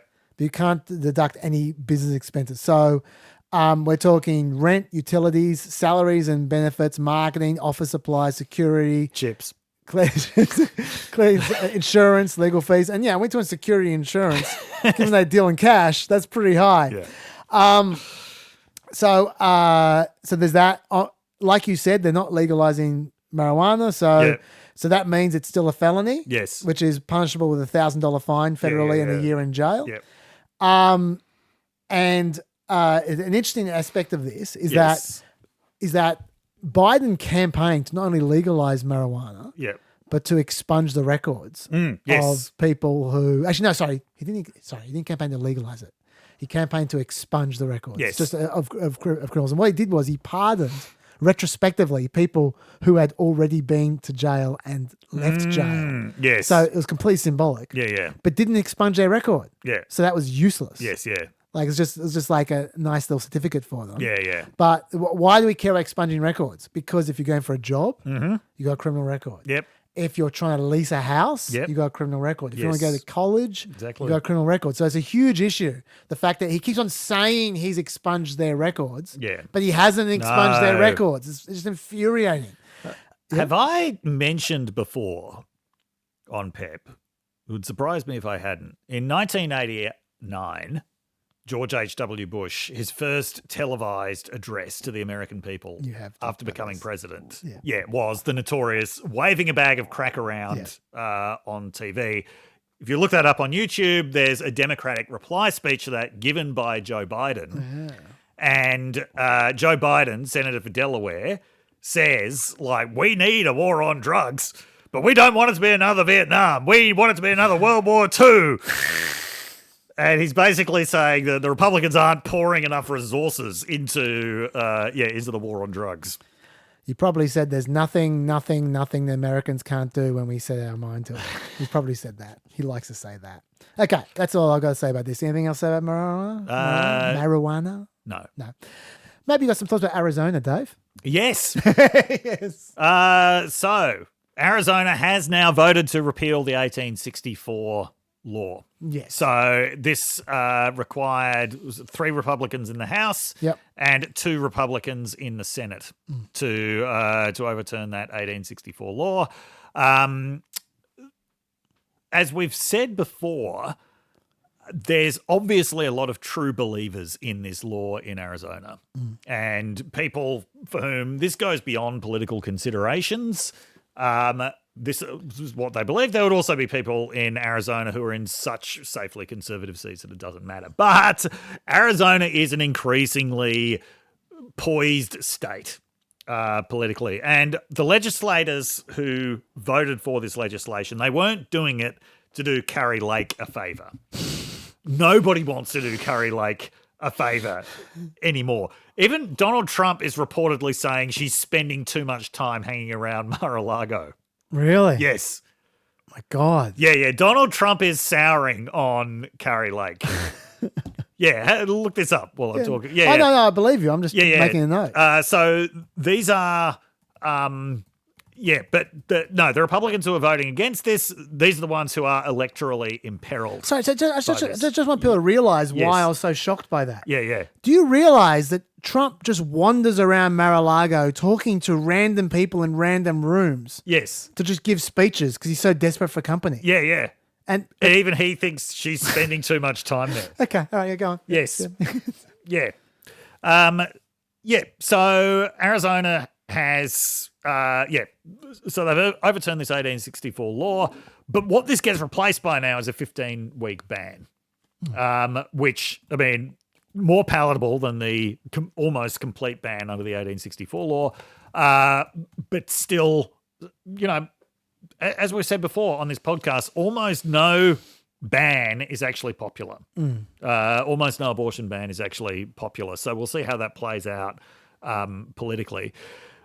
Polling in Arizona has suggested that Trump's got a pretty significant lead there. So I don't know if that would be I don't know. Actually, the last poll I saw, I think it was 2 points or something. So, it's going to be hard to say whether this is the issue that undoes Trump in Arizona. I think Curry Lake is the bigger issue, undoing Trump in Arizona. But anyway, they have got rid of the worst abortion law in the country, which is something that we can all be grateful for. There may be a little period where it comes into effect, though. Because there is. Yes, there's like a 90-day waiting period. There is a 90-day waiting period after the end of the. What my guess is, nobody's going to get prosecuted. Yeah, the Attorney General said she's not going to prosecute. During that period. The other news from Arizona is Arizona becomes the latest state to charge Trump conspirators for trying to overturn the 2020 election. So Trump is not one of them in this, but our old friend Rudy Giuliani is definitely so. Good old Rudy. Yeah. That's what he needs. He needs more court cases. He definitely needs more court cases. Yep. I can't remember who else is being charged in Arizona. We've got quite a list. Let's see. We've got so we've got Kelly Ward, the chairwoman. Yes. We've got a bunch of state senators, Jake Hoffman, Anthony Kern, Chief Operating Officer of Turning Point Action, Tyler Boyer, Nancy Cottle, James Lamont, these people. But the famous people are Mark Meadows, Rudy Giuliani, that's right, Mark Meadows. Jenna Ellis, John Eastman, and Christina Bobb, Boris Epstein, and Mike Roman, the mysterious Mike Roman. Who keeps on getting indicted everywhere. Yes. By the way, Christina Bobb, I should refer to her by her title, which is the Republican National Committee's Senior Counsel for Election Integrity. Wow. She's been indicted for interfering with the election. Yes. Yes. Yeah. I just want to... Sorry, if you're wondering, where does this intel come from about Trump thinking that Curry Lake is spending too much time in Mar-a-Lago? It is from a Washington Post article. Okay. Tensions grow between Trump and Lake in Arizona race for Senate by Yvonne Wingett Sanchez, Josh Dorsey, and Liz Goodwin. Yes.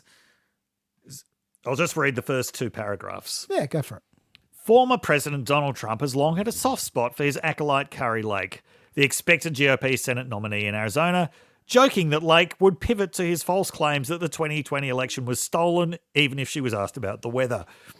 But since Lake has jumped into the race, Trump has repeatedly expressed skepticism about her political prospects in a state he sees as key to his bid to return to the White House, and has shown annoyance with her frequent presence at his Florida resort, according to 5 people close to him who spoke on the condition of anonymity to describe his comments.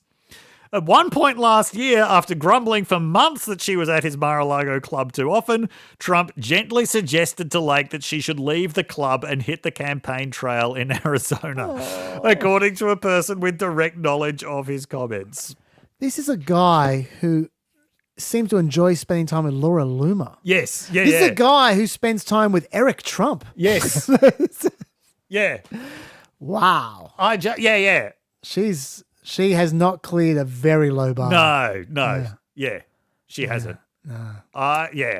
My guess would be she loses that Senate seat. Oh, yeah. Yeah. That's my guess as well. But, yeah. Yes. Yes. Trump would be the favorite in Arizona, though, even with the abortion stuff. I want to, while we're talking about abortion type stuff, Yes. I want to raise another abortion related, it's like an update Yes. on the Comstock Act. Okay, yes. Because we've talked about the Comstock Act a little bit. We have. This also old law from 1873, I think. Yep. Which was theoretically a law that might be used to ban a lot of pregnancies. Yes. Abortions. Yes. Under a Trump administration. Yes. And when we brought this up last time, Yep. I said someone needs to ask this guy about this and get him on the record. And someone did. It was Time Magazine. Let me read you the exchange. Okay. Question: do you think women should be able to get the abortion pill, mifepristone? Trump: well, I have an opinion on that, but I'm not going to explain. I'm not going to say it yet, but I have pretty strong views on that. And I'll be releasing it probably over the next week. Of course. Question: he always releases documents that he claims he's going to release. oh, wait. You're going to feel really foolish in a second. You see Okay. how reliable this is. Okay. Question: well, this is a big question, Mr. President, because your allies have called for enforcement of the Comstock Act, which prohibits the mailing of drugs used for abortions by mail. The Biden Department of Justice has not enforced it. Would your Department of Justice enforce it? Good questioning. Trump: I'll be making a statement on that over the next 14 days. He doesn't know what mifepristone is. So you see how foolish you feel now, though. Yeah. You doubted him when he said the statement would come over the next week.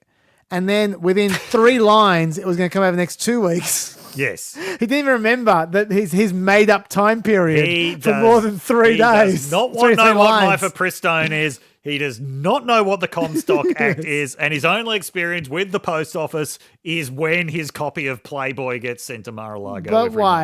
But wait, you're being cynical again, Dave. Yes. We're not finished. Yep. So he said, I'll be making a statement on that over the next 14 days. And the question was, you will? Trump: yes. I have a big statement on that. I feel very strongly about it. I actually think it's a very important issue. Oh, yes. There's a big statement coming, Dave. A big statement. In 2 weeks' time, remember? In 14 days. Now, you'll be shocked Yeah. to hear that interview was conducted on April 12th, 3 weeks ago, and that statement has not come out yet. But anyway, people should keep on asking him over and over and over again. Yes. No, I want to hear that big statement. Yeah. There's a big statement, Dave. It's a big statement. Anything else on Arizona? No. Okay, I have a Stats Nugget. Stats Nugget. Woo! The US fertility rate hit a new record low last year to 1.62 births per woman. Yeah. It's dropping. 2% decline from the year before, according to Centers for Disease Control. Yeah. There were 3.59 million total births in the US last year. Fewest babies born for any year on record since 1979. Not as a percentage, raw numbers. Any year. Raw numbers. And it's been below replacement level since 2007. Teen pregnancy is at a record low. It's fallen 68% since 2007. But birth rates declined for women and girls in age groups from 15 to 19 all the way through to 35 to 39. They're either maintaining or increasing for the 40-somethings. Yeah. Not a surprise. An interesting corollary of all this is that we hear a lot of complaining about how immigrants are taking all the new jobs. Yes, yeah. And that's true. Every single month when the employment figures come out, you look at it and yes, the non-native people are getting the jobs. But here's why.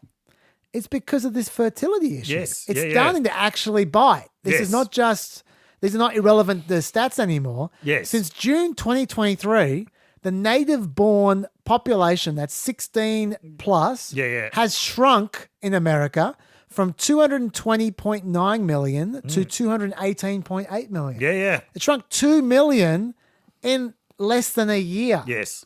During the same period, the foreign-born 16-plus population has grown from 45.8 million to 49 million.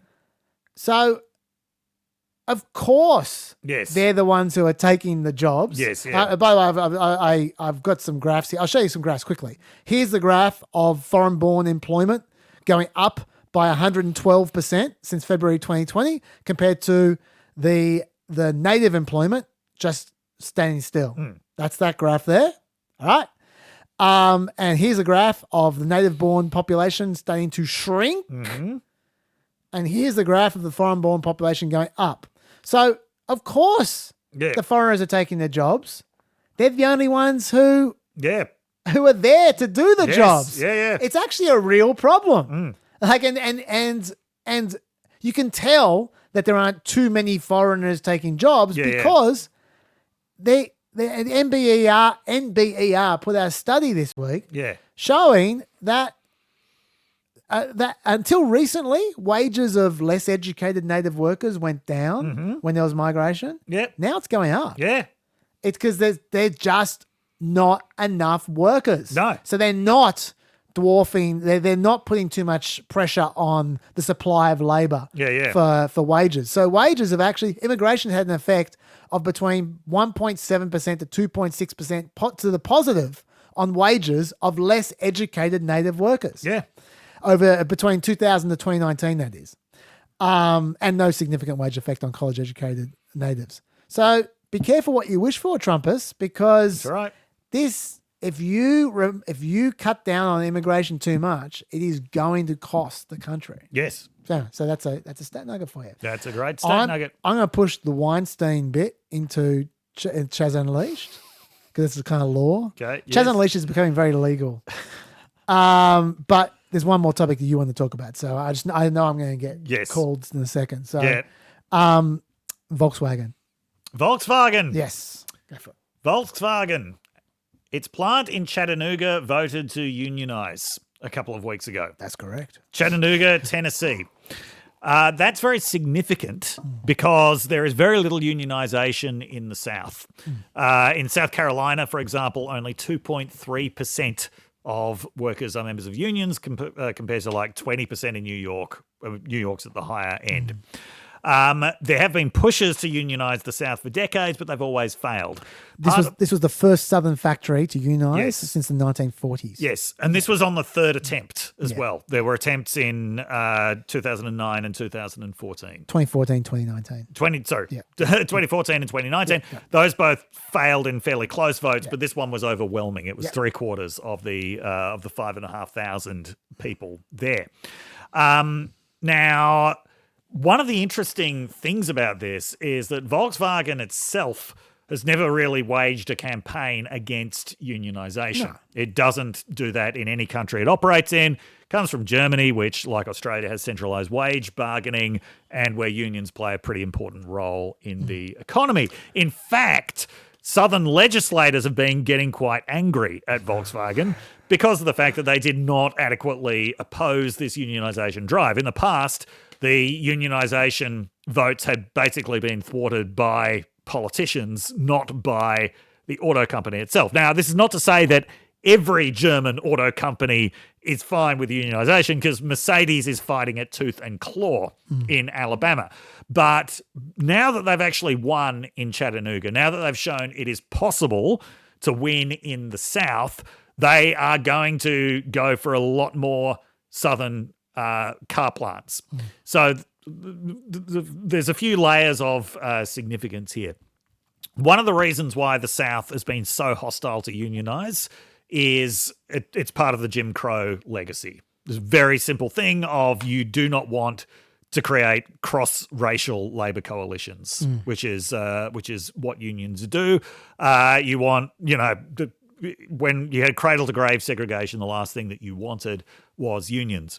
After the end of legalized cradle-to-grave segregation, you have what became known as the rise of the New South. That is, the South became an increasingly attractive destination for industries which hadn't traditionally been in the South, such as auto manufacturing. One of the factors in this story was very simply the invention of air conditioning, which made the South tolerable to executives from the North, which meant like headquarters were moved to southern cities. And So whereas most of the big three stayed in the Midwest, all of the foreign car companies moved into the South. And they went to the South because of lower taxes and far less unionization. So all of the German, Japanese, and Korean car companies are in the South. That's what the UAW is going after now. Is these companies, now that they've seen what was possible in Chattanooga, their guess is that there are other places that are ripe for unionisation as well. This also, as I've harped on at length about on this podcast, follows a very significant year of labour activism in the US last year, where you not only had the very successful UAW strike, you had a lot of strikes in a lot of industries with varying degrees of success, but many quite successful. So this is pretty significant. I mean, I remember the last two votes that the UAW lost in Chattanooga, and how every time the media discourse was, this is never going to happen in the South. Look at how successful Tesla is because they don't let unions anywhere near. Well, they're coming after Tesla as well. They are. Yes. I've got the list of companies here. Yeah. The list of companies they're coming after. Yep. Toyota, Honda, Hyundai, Nissan, Subaru, Mazda, Volkswagen, Mercedes, BMW, Volvo, Tesla, Rivian, and Lucid. Yeah. So there you go. There you do go. I was just going to say, with Volkswagen, when you were making the point about them, this was the only Volkswagen plant in the world that wasn't unionized. So they were never going to fight that hard. In fact, apparently the Volkswagen reps and their union reps came to support the UAW during the campaign. Oh, look, they've got it. You can read a joint statement between Volkswagen and the UAW. Yeah, so that's a bit different. Well, the other point that I read about was that the German Volkswagen workers are more than happy for US labor to become more expensive. So they don't have to compete against them quite so hard. So this works out great for there's them. always a bit of self-interest involved.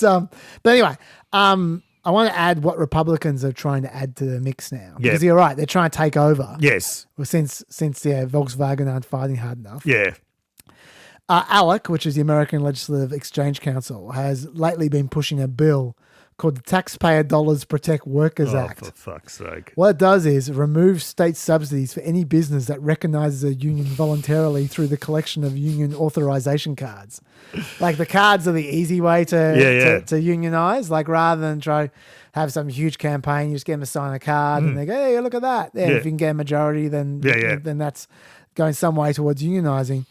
So basically they're paying private companies to not make unionization easy. Tennessee, surprisingly, coincidentally, has just become the first state to enact the ALEC law. But there you a go. bit late, I'm afraid. Georgia's next. It looks like they've just about passed it. And then Alabama's the one after that. So they're trying to race the UAW, basically, to try and make it hard for the UAW. Like you say, they're heading to Alabama. There's apparently in Alabama the Mercedes-Benz plant in Tuscaloosa, Alabama. Is on May 13. So we'll update you on that when that happens. The vote. Apparently, more than half the workers there have already signed a card saying they want union representation. Wow! So they might get it. Yeah. I guess we'll see.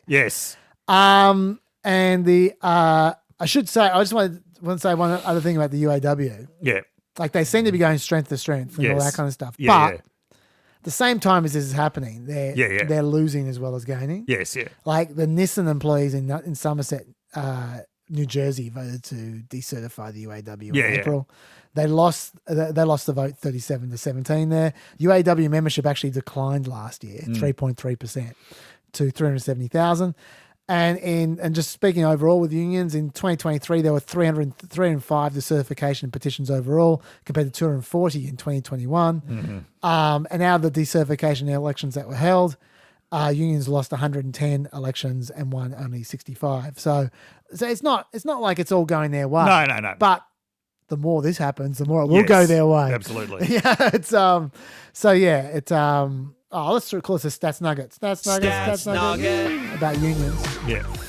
These are stats. Union members earn about 10% more than their non-union peers generally. Black workers earn 13% more in a union. Hispanic workers earn 18% more in a union. Unionized women I've never seen this before. Earn 94% what men earn. Non-unionized women earn 78% what men Right. earn. Yeah. Okay. It's really interesting. That makes sense. So there we go. Yep. So we'll update you when that vote happens in Tuscaloosa. Yes. Okay, so I haven't been called yet, amazingly. Well, I think it's time for Yeah, I know what you want. Third Eagle. Okay, let's go. Okay.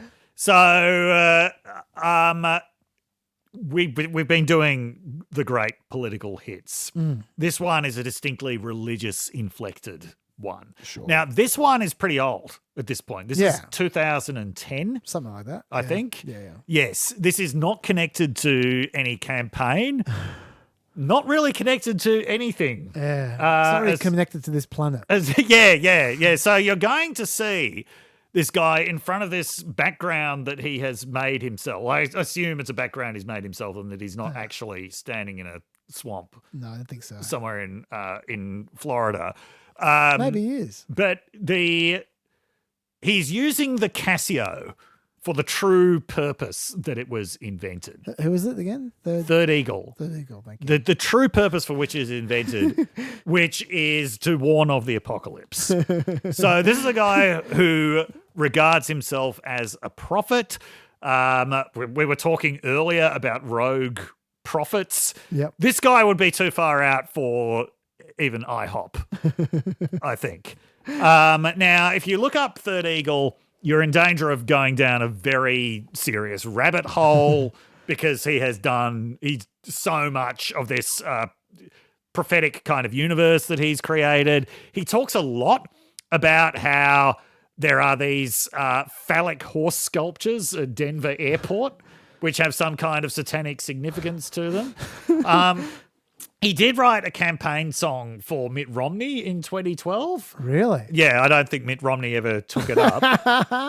That's why he lost. It probably wasn't very helpful. But what we're going to leave you with is one of his earliest classics. Down, Andy. This was the one that really put him on the map. It's called Doom and Gloom. This is a song that really tells you what to do and what not to do if you want to avoid God's wrath. Great sell, Dave. On the other side of this, there'll be a white flash. And on the other side of that, it'll be Chaz Unleashed. So I will see you on the other side of next week. Yes. And I'll see you on the other side of Third Eagle, Doom and Gloom, and the white flash. See you then. Stay peppy. Stay peppy. You can win, just don't sin. State of grace you must stay in. You can win if you never do the filthy sins of flesh. Just don't sin. Think of Mary and her baby in the creche. You can win, just don't sin. Please don't watch pornography. You can win, just don't sin. Owning sin is what will make your God angry. Wow, that was wild. Thank you for sticking through Third Eagle. I know we're playing a lot of shit music these days. Thank you for sticking all the way through to Chaz Unleashed. Now, as you can hear, I'm speaking a little bit quickly because I've been editing and I didn't realize just how much time Dave and I took before. We only have about half an hour here. We're definitely not going to get to Harvey Weinstein. I'm going to try and cram the immunity hearing for the Supreme Court into half an hour. I think I can do it as long as I speak quickly and don't stuff around. So let me just get straight into it. When I talk about the immunity hearing, what I'm referring to is the question of, is Trump immune from any charges relating to January 6th, or in fact anything he did when he was president? That is their argument, that he is criminally immune. He can't be prosecuted for anything he did while he was president, because those were official acts, and if you criminalize the presidency, then you unleash hell. We'll get to the arguments in a second. Now the DC Court of Appeals said, no, there's no criminal immunity. You don't break the law, then you don't get charged. But if you break the law, you can't be charged when you're president, but you can be charged after you're president. Fine. That is then appealed to the Supreme Court. A lot of the legal eagles out in the press said this is a waste of time. The Supreme Court didn't really need to investigate this question. It is just entirely about allowing Trump to pad out the period until he's president without having a trial, and by investigating these irrelevant questions that don't really matter, and then when he becomes president, he can pardon himself or he can just drop the prosecution. That's what they say. Now, my view, I disagree. I think this is a totally reasonable question for the Supreme Court to look at. I do. Now, I understand that no one's been prosecuted before Trump, and so people are saying, well, no one's going to be prosecuted in the future because they're not going to be criminals. Trump's the only one who's broken the law. That's why he was prosecuted. The future presidents aren't going to be breaking the law, and especially they're not going to break the law if there's a precedent of Trump being charged for breaking the law. That's disincentive for them to break the law. So they won't break the law and we're fine. For me, the issue is not about whether future presidents break the law, although they may well. For me, the issue is, as mentioned during this hearing, if you have a situation where escalation occurs, and we're seeing this right now, partisan escalation occurs and a sort of trench lawfare, if you will, between the two sides, where each one tries to ramp up the level of anger and partisanship against the other one, and retaliates for anything the other one does. As soon as you prosecute one president, the other side's gonna be desperate to find a way to prosecute another president, the other side. Just like we've seen with impeachment, how we didn't have impeachments forever. Then after the Bill Clinton impeachment, Democrats were pretty keen to impeach George W. Bush. They didn't get around to it, but there was a lot of talk during his presidency of that. They then impeached Donald Trump, and then in retaliation to Donald Trump, Republicans were desperate to find a way to impeach Joe Biden. We had this stupid pseudo attempt at impeachment for Hunter Biden, which would never have happened if they weren't looking to retaliate. So could the same thing happen with prosecutions? That's the question before the Supreme Court, which I think is a sensible one. Essentially, I'm suggesting that prosecuting presidents is like Pringles. Once you pop, you can't stop. And that's where we're at now. So an example of what I'm talking about here is drones with Obama. There were more than 560 drone strikes under Obama. Between 384 and 807 civilians were killed, including at least 4 American citizens. 3 of those 4 American citizens weren't specifically targeted. They were just in the wrong place at the wrong time. Negligent homicide is a thing. Why couldn't Obama be charged with negligent homicide? Why couldn't he be prosecuted? Incidentally, Dreeben who was the government advocate, the representing Jack Smith, he had a great answer for that question, and I'll play it to you right now. How about President Obama's drone strikes? So the Office of Legal Counsel looked at this very carefully and determined that, number one, the federal murder statute does apply to the executive branch. The president wasn't personally carrying out the strike, but the aiding and abetting laws are broad. And it determined that a public authority exception that's built into statutes and that applied particularly to the murder statute because it talks about unlawful killing did not apply to the drone strike. So this is actually the way that the system should function. The Department of Justice takes criminal law very seriously. It runs it through the analysis very carefully with established principles. It documents them, it explains them, and then the president can go forward in accordance with it. And there is no risk of prosecution for that course of activity. Now that argument makes perfect sense. If you go through a proper legal process, you're not going to get prosecuted. This is essentially where the DC Court of Appeals were coming from as well. Like, sure, if you go out on your own and you just start droning people just on a whim, then yeah, you can get prosecuted. But if you ask the lawyers and the lawyers check all the boxes and they go through all the precedents and they say, no, this is okay because of this reason, this reason, and this reason, you're covered. Yeah? No. That argument sounds good. I love that argument. I wish that was true. But you know what's going to happen, don't you? What's going to happen is presidents will start appointing rubber stamp attorney generals who will just say yes to anything. They'll just come up with some legal pretext. You can always come up with a legal pretext, a legal sounding pretext. And that's what they'll do. You think I'm just speculating? No, this has already happened.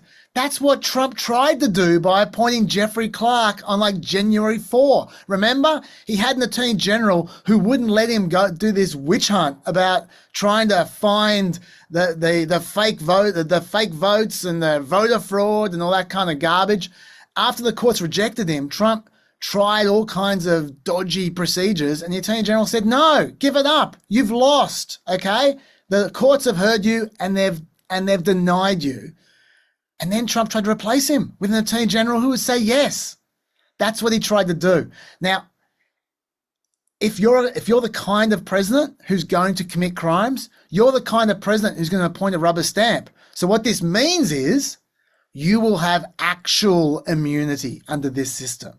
If the system is you just need an attorney general to okay what you're doing by going through a legal process, then you have immunity because you can appoint someone who'll come up with any process they want to make sure you get permission for your actions. So this is not that simple, unfortunately.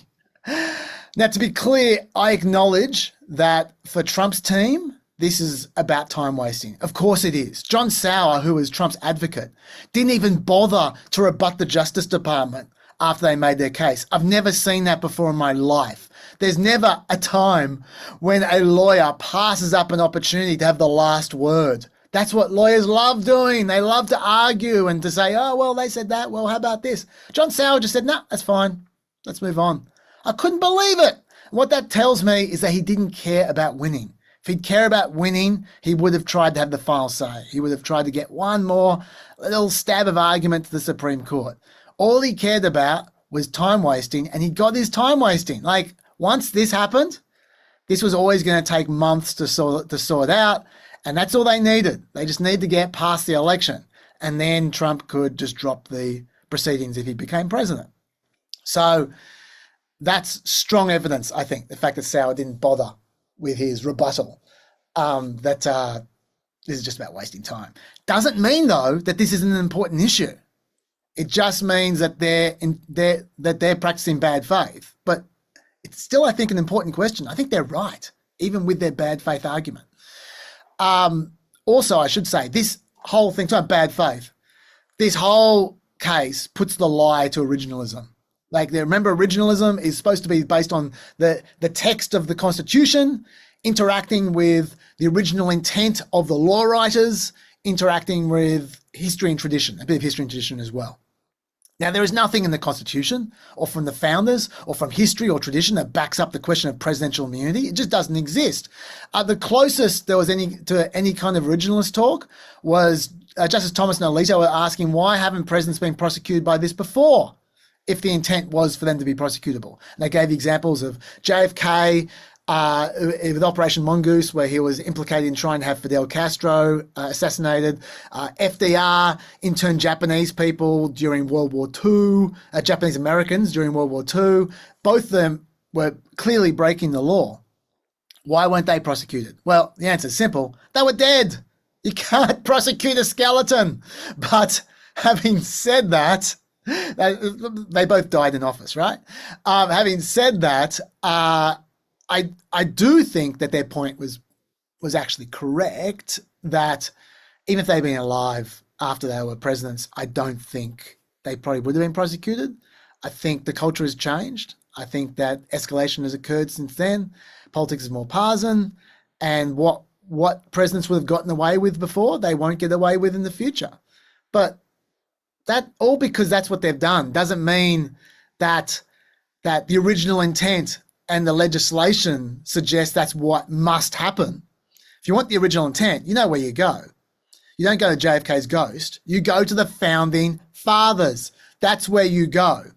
And historians have written a brief about exactly that to the Supreme Court. And they said, quote, the president's susceptibility to prosecution was an express theme of the ratification debates. Critical figures in multiple state ratifying conventions converged on the same understanding the president can be prosecuted. As an example, they gave James Idle, one of the first justices of the Supreme Court. He explicitly told the North Carolina ratifying convention that if the president commits any crime, quote, he is punishable by the laws of his country and in capital cases may be deprived of his life. There's some originalism for you. Justice Eleanor Kagan, I thought, dealt with this really well. I'll play you a bit.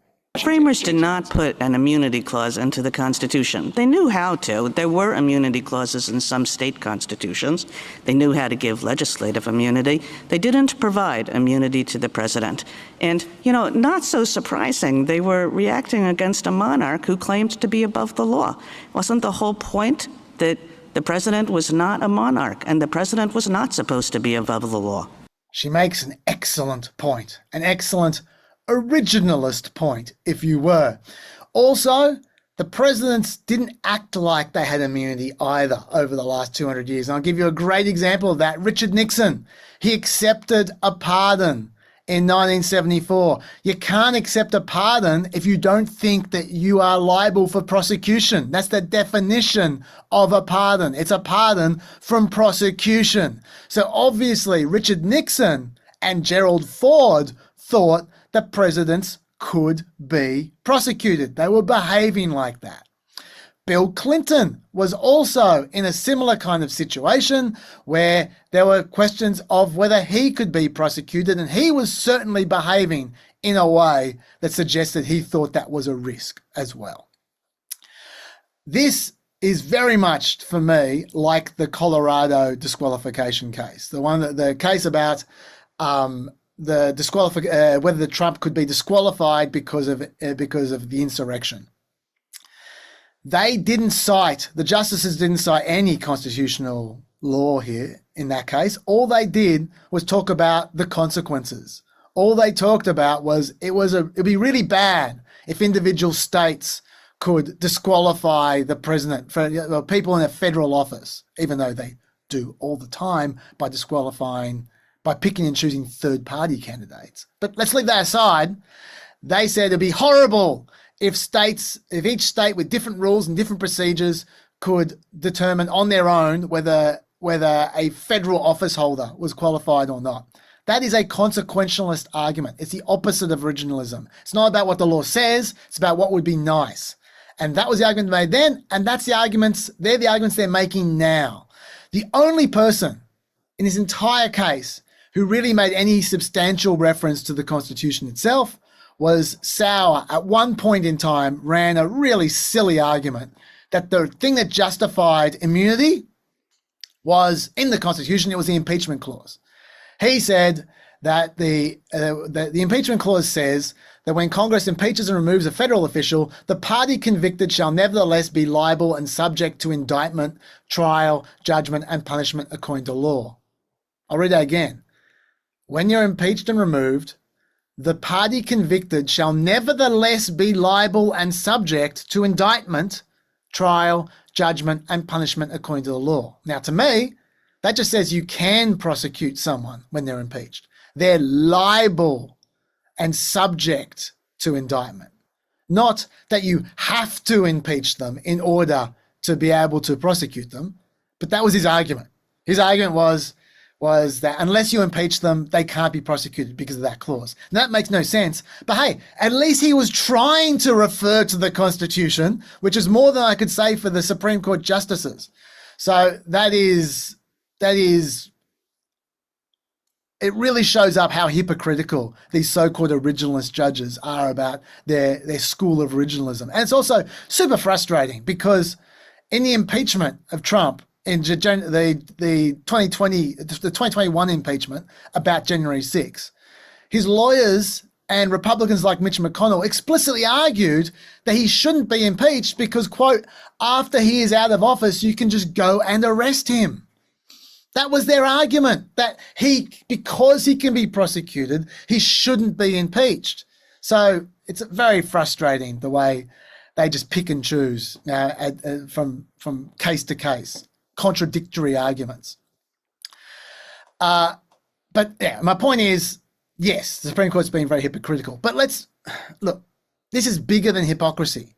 This is bigger than Trump wasting time.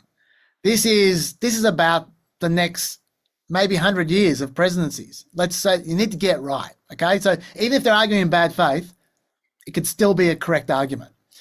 People tend to get distracted by Trump's actions, I find, and his hypocrisy and his bad faith, all the rest of it. Let me give you a great example. I actually thought Alito, in this case, was much better than he normally is. I thought he made some great points. But he got criticised a heap from the legal commentariat, just the same as he always gets criticised, even though I thought he was much better this time. And in particular, he got criticised for one quote, where he was asking, won't prosecuting a president lead to destabilisation? I want to play that quote to you. This is the one that got criticised in almost every article I saw. I want you to think about this quote generally. Forget Trump for a second. Just think generally about what he's saying. Is there anything he's saying here that is untrue?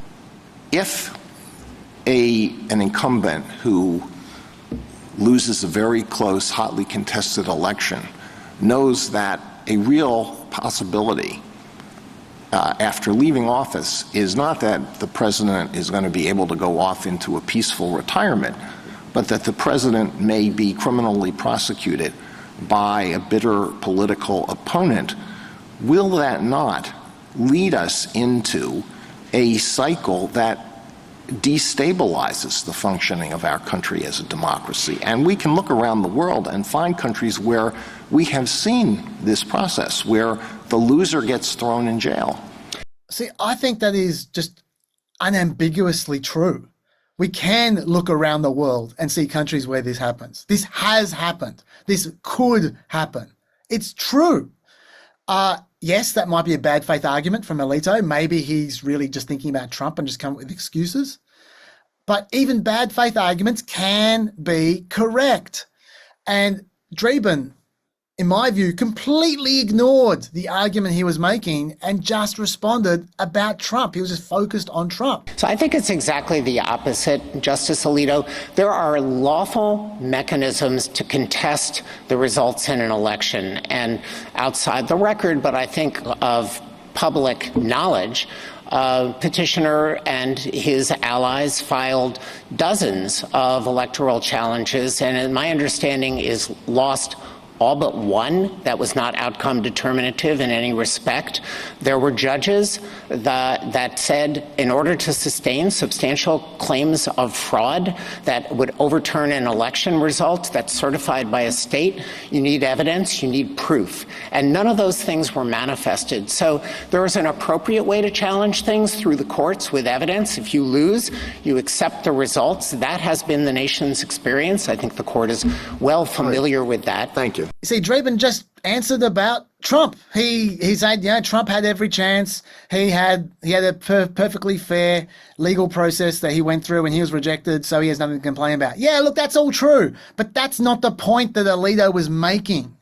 Alito was making a completely different point, which had nothing to do with Trump, but Dreeben was just focused. He had the blinkers on. He had the Trump blinkers on, just focused on Trump. And in this case, I think we should take the blinkers off. Having said that, this does actually lead to my biggest criticism of the Supreme Court, which is the Supreme Court clearly wasted time as well. There are two ways you can deal with a case if you're the Supreme Court. You can either just focus on the particulars of the case, i.e. is Trump immune or not, or you can go generally and you can look at the general law in this area, writing the rules of immunity going forward. They're the two paths you can go down. If they knew they were going to rewrite the rules, then they should have just allowed Jack Smith to skip the DC Court of Appeals and just start rewriting the rules back in December. They would have known that the DC Court of Appeals was only going to talk about Trump because that was their job. So if the Supreme Court was maybe going to only talk about Trump and just focus on Trump's particular case, then sure, listen to what the DC Court of Appeals has to say. If you disagree, then take the case. Fine. I'm okay with that. But in this case, None of them were worrying about Trump in particular. They were all talking about the general. They were all talking about the general rules. So it was really obvious from the beginning. They knew that they were going to try and write immunity law essentially from scratch. And if they were going to do that, why are they doing it in April? They could have done it in December. Jack Smith gave them the opportunity to skip the DC Court of Appeals and do this back in December, and they rejected that opportunity. I think there is no interpretation possible other than they intentionally decided to waste 5 months of time. That's what I think, in hindsight, after hearing their arguments now.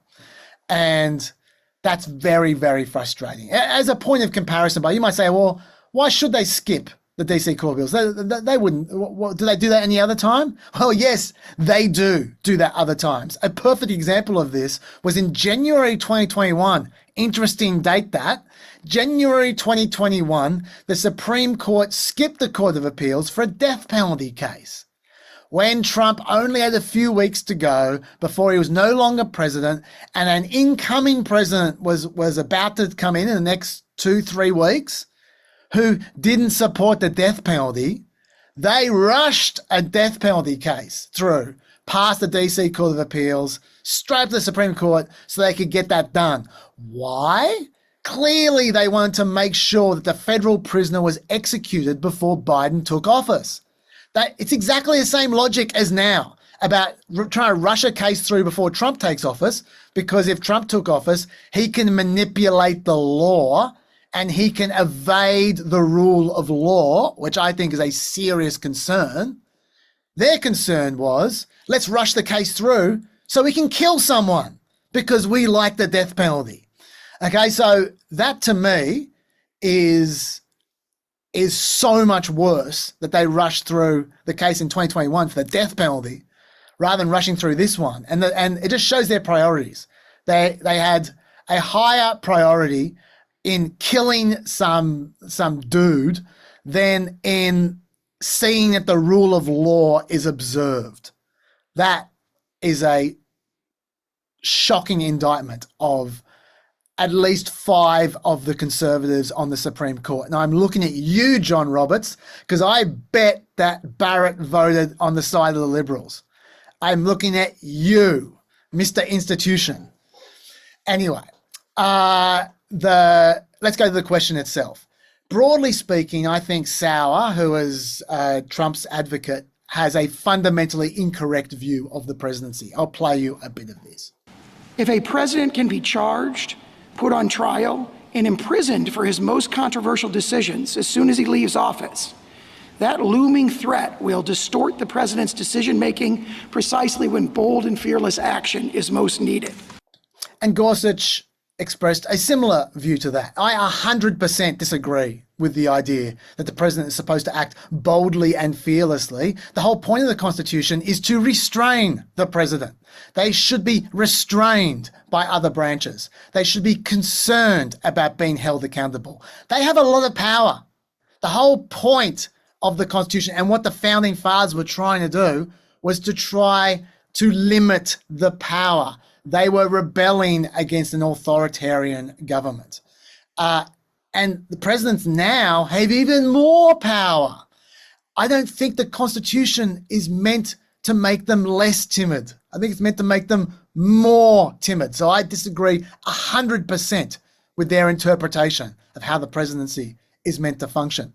Sotomayor and Jackson, by the way, agreed with me. Jackson made the obvious point, which is if the potential for criminal liability is taken off the table and the most powerful person in the world could go into office knowing that there would be no potential penalty for committing crimes, wouldn't there be a significant risk that future presidents would be emboldened to commit crimes with abandon while they're in office? Yes, of course there would. That's obvious. Jackson also noted that no one else needs immunity. Why does the president? Quote, other people who have consequential jobs and who are required to follow the law make those determinations against the backdrop of that same kind of risk. There are lots of people who have to make life and death kind of decisions, and yet they still have to follow the law, and if they don't, they could be sent to prison. You know who else has to abide by the same rules as everyone else without immunity? The Supreme Court does. Are they being chilled? are you being chilled, Justice Gorsuch, by the fact you're not immune? Of course not. Why is the president special? That's a really good argument, I thought, from Justice Jackson. So what do you do? How do you deal with this? There is an easy answer that splits the difference. Let's examine that one. It already exists, the potential answer, which is Nixon versus Fitzgerald. There's a case back in the 70s with Richard Nixon where presidential acts that are within the outer perimeter of presidential authority are immune from civil litigation after the presidency. So you can't sue them after the presidency. Private acts are not immune. So you can sue them for private acts committed during the presidency, but not for acts within the outer perimeter of presidential authority. Simple. Why not just extend that rule to criminal acts? Seems like an easy thing to do. Sauer himself was happy to accept that private acts from the president are not immune from prosecution. The old shooting someone on Fifth Avenue example. He says, no, you can prosecute them for that. Of course, it's a private act. That's not an official act. It actually this whole argument led to my favorite bit of the arguments, which involved Amy Coney Barrett. She got Sauer to admit that some of the explicit acts that Trump has been charged with were private acts, after Sauer had just said that they can be prosecuted if they're private acts. So just listen to this. And I want to know if you agree or disagree about the characterization of these acts as private. Petitioner turned to a private attorney, was willing to spread knowingly false claims of election fraud to spearhead his challenges to the election results. Private? As alleged, we dispute the allegation, but that sounds private to me. Sounds private. Petitioner conspired with another private attorney who caused the filing in court of a verification signed by petitioner that contained false allegations to support a challenge. That also sounds private.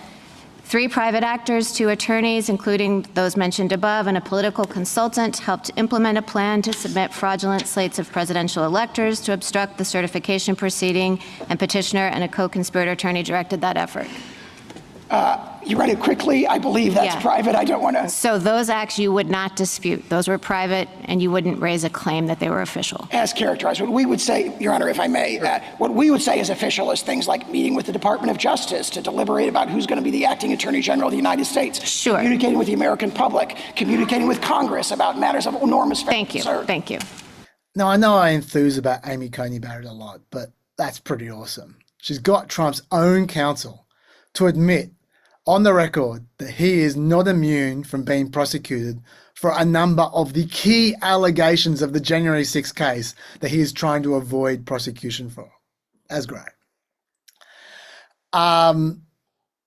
Okay, so far so good. But if you're going to use this kind of Nixon versus Fitzgerald framing, you need to define what an official action is. What is within the outer perimeter of their authority? What's an official action?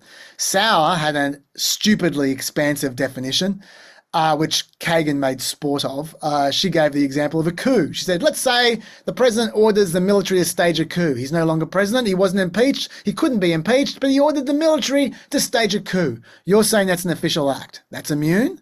And Sauer said, I think it would depend on the circumstances whether it was an official act. If it's an official act, there needs to be impeachment and conviction before criminal charges can be pursued. Then Sotomayor piped up with assassinations. If the president decides his rival is a corrupt person and he orders the military to assassinate him, is that within his official acts to which he has immunity? And Sauer said that could well be an official act.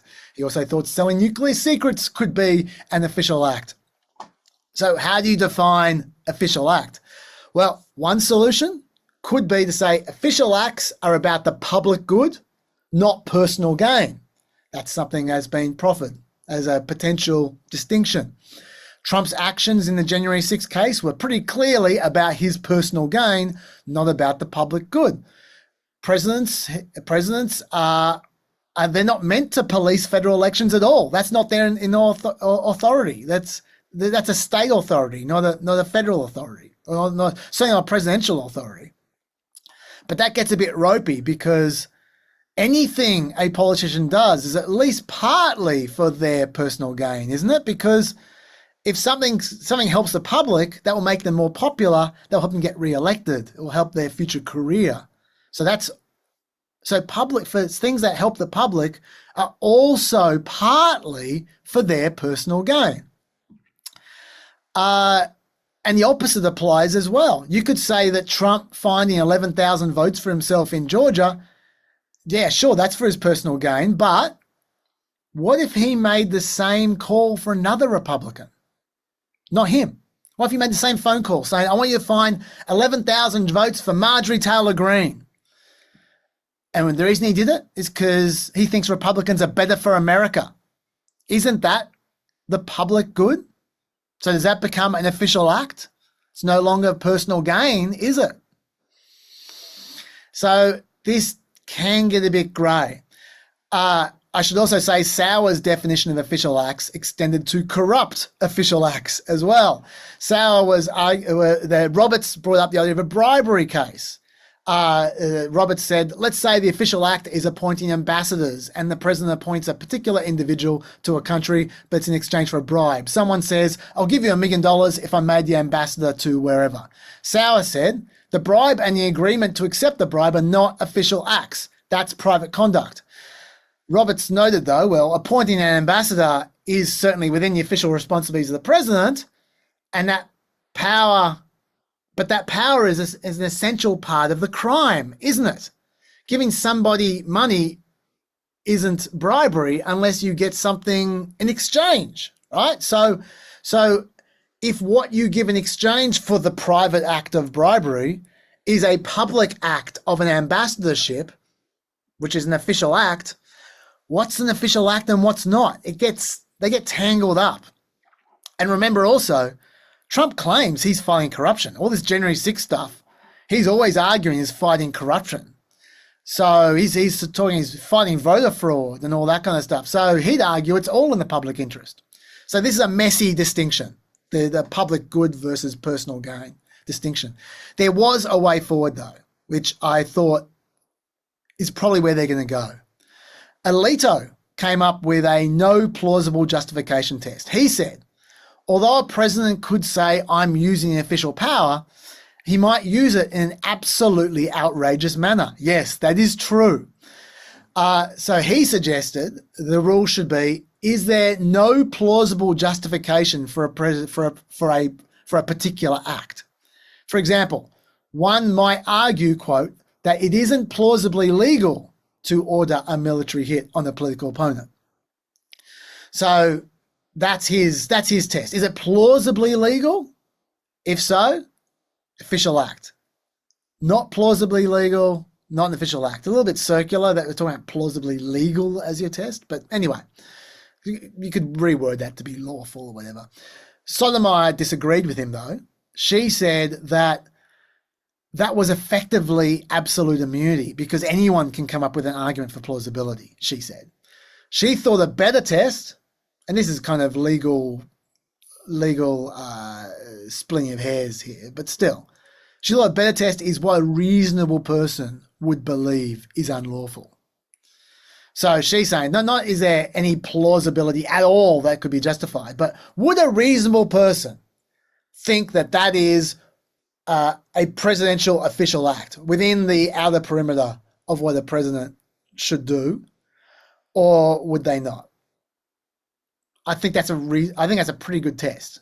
That to me rings true, and I think most, if not all, of Trump's actions would fall afoul of that particular test. And going forward, I think that's a good test going forward. I think Sotomayor's got it, and I expect they'll end up somewhere around there. Just to be clear, by the way, I actually hate this outcome. I actually like just saying there's no immunity whatsoever.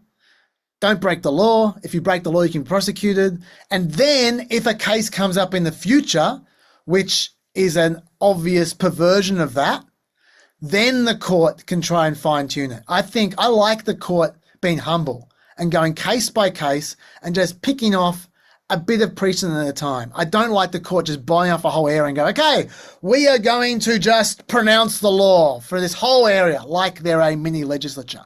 I don't like that. And that's what they're doing here. So at least I think they're going to do here. So I don't like this. But if you're going to do that, I reckon this isn't a bad way to do it. So my take is treat presidents like everyone else, but if you're going to give them special treatment, the reasonable person test to decide what's official and what's personal or what's private, I think is a good distinction. And then saying the official stuff they're immune for. Sure. As for how this applies to Trump, it's obviously a huge time waster. Judge Chafkin is going to have to sort out what's protected conduct from what's unprotected conduct for Trump, whatever the Supreme Court comes up with. Then Trump's going to appeal. The trial won't start until next year. He successfully wasted time. Yeah. And that annoys me, but it is what it is. Justice Barrett and Justice Jackson raised the idea of going quickly. They raised the idea of the Supreme Court calling out some of Trump's clearly unprotected actions quickly, and then the trial could begin on them immediately while the other actions were argued over in court, which I think is a great idea, but I don't think Jack Smith's going to do that because he doesn't seem to be into that kind of strategy. He could have done that in Florida by prosecuting the obstruction acts first, leaving the documents cases for another time, or not at all, but he chose to, and then the obstruction acts would have proceeded much quicker. I think he could have got them done before the election, but he chose to not split the case. So he just doesn't seem to be into doing that kind of thing, which is fair enough. He's a prosecutor. He doesn't want to play funny legal strategies. He just wants to prosecute the law, whatever it is. And the other justices basically ignored that option anyway. So I think it's just those two justices who are keen on that. They need 5 to get that to happen. So I don't think that's going to happen anyway. But they are considering it. We'll see. Maybe they will do that. Also, a note on what Trump will do, just a final note. If the Supreme Court gives him even partial immunity, and I suspect they're going to give him partial immunity, even 1% immunity, Trump is going to say he got absolute immunity. You know he's going to. He's going to say that. He's going to say it over and over again. He's going to say it in caps. Over and over again. There'll be tweets or there'll be social media posts that just say absolute immunity. That's going to happen. Guaranteed. He'll say it over and over and over again. It'll be the new no collusion. No collusion. And his drones are all going to believe it's true. And it will drive me crazy. I can see it coming a mile away. It's so frustrating, but that's going to happen. Anyway, I'm so out of time. I'm going to have to cut at least 5 minutes from the show to make time for this. So I'm going to get out of here, so I have to cut as little as possible. Thank you so much, folks, for sticking with Chaz Unleashed and for the whole podcast. As always, I'll see you guys next week with at least Harvey Weinstein and maybe some other topics which we couldn't get in this week as well. Till then, stay peppy.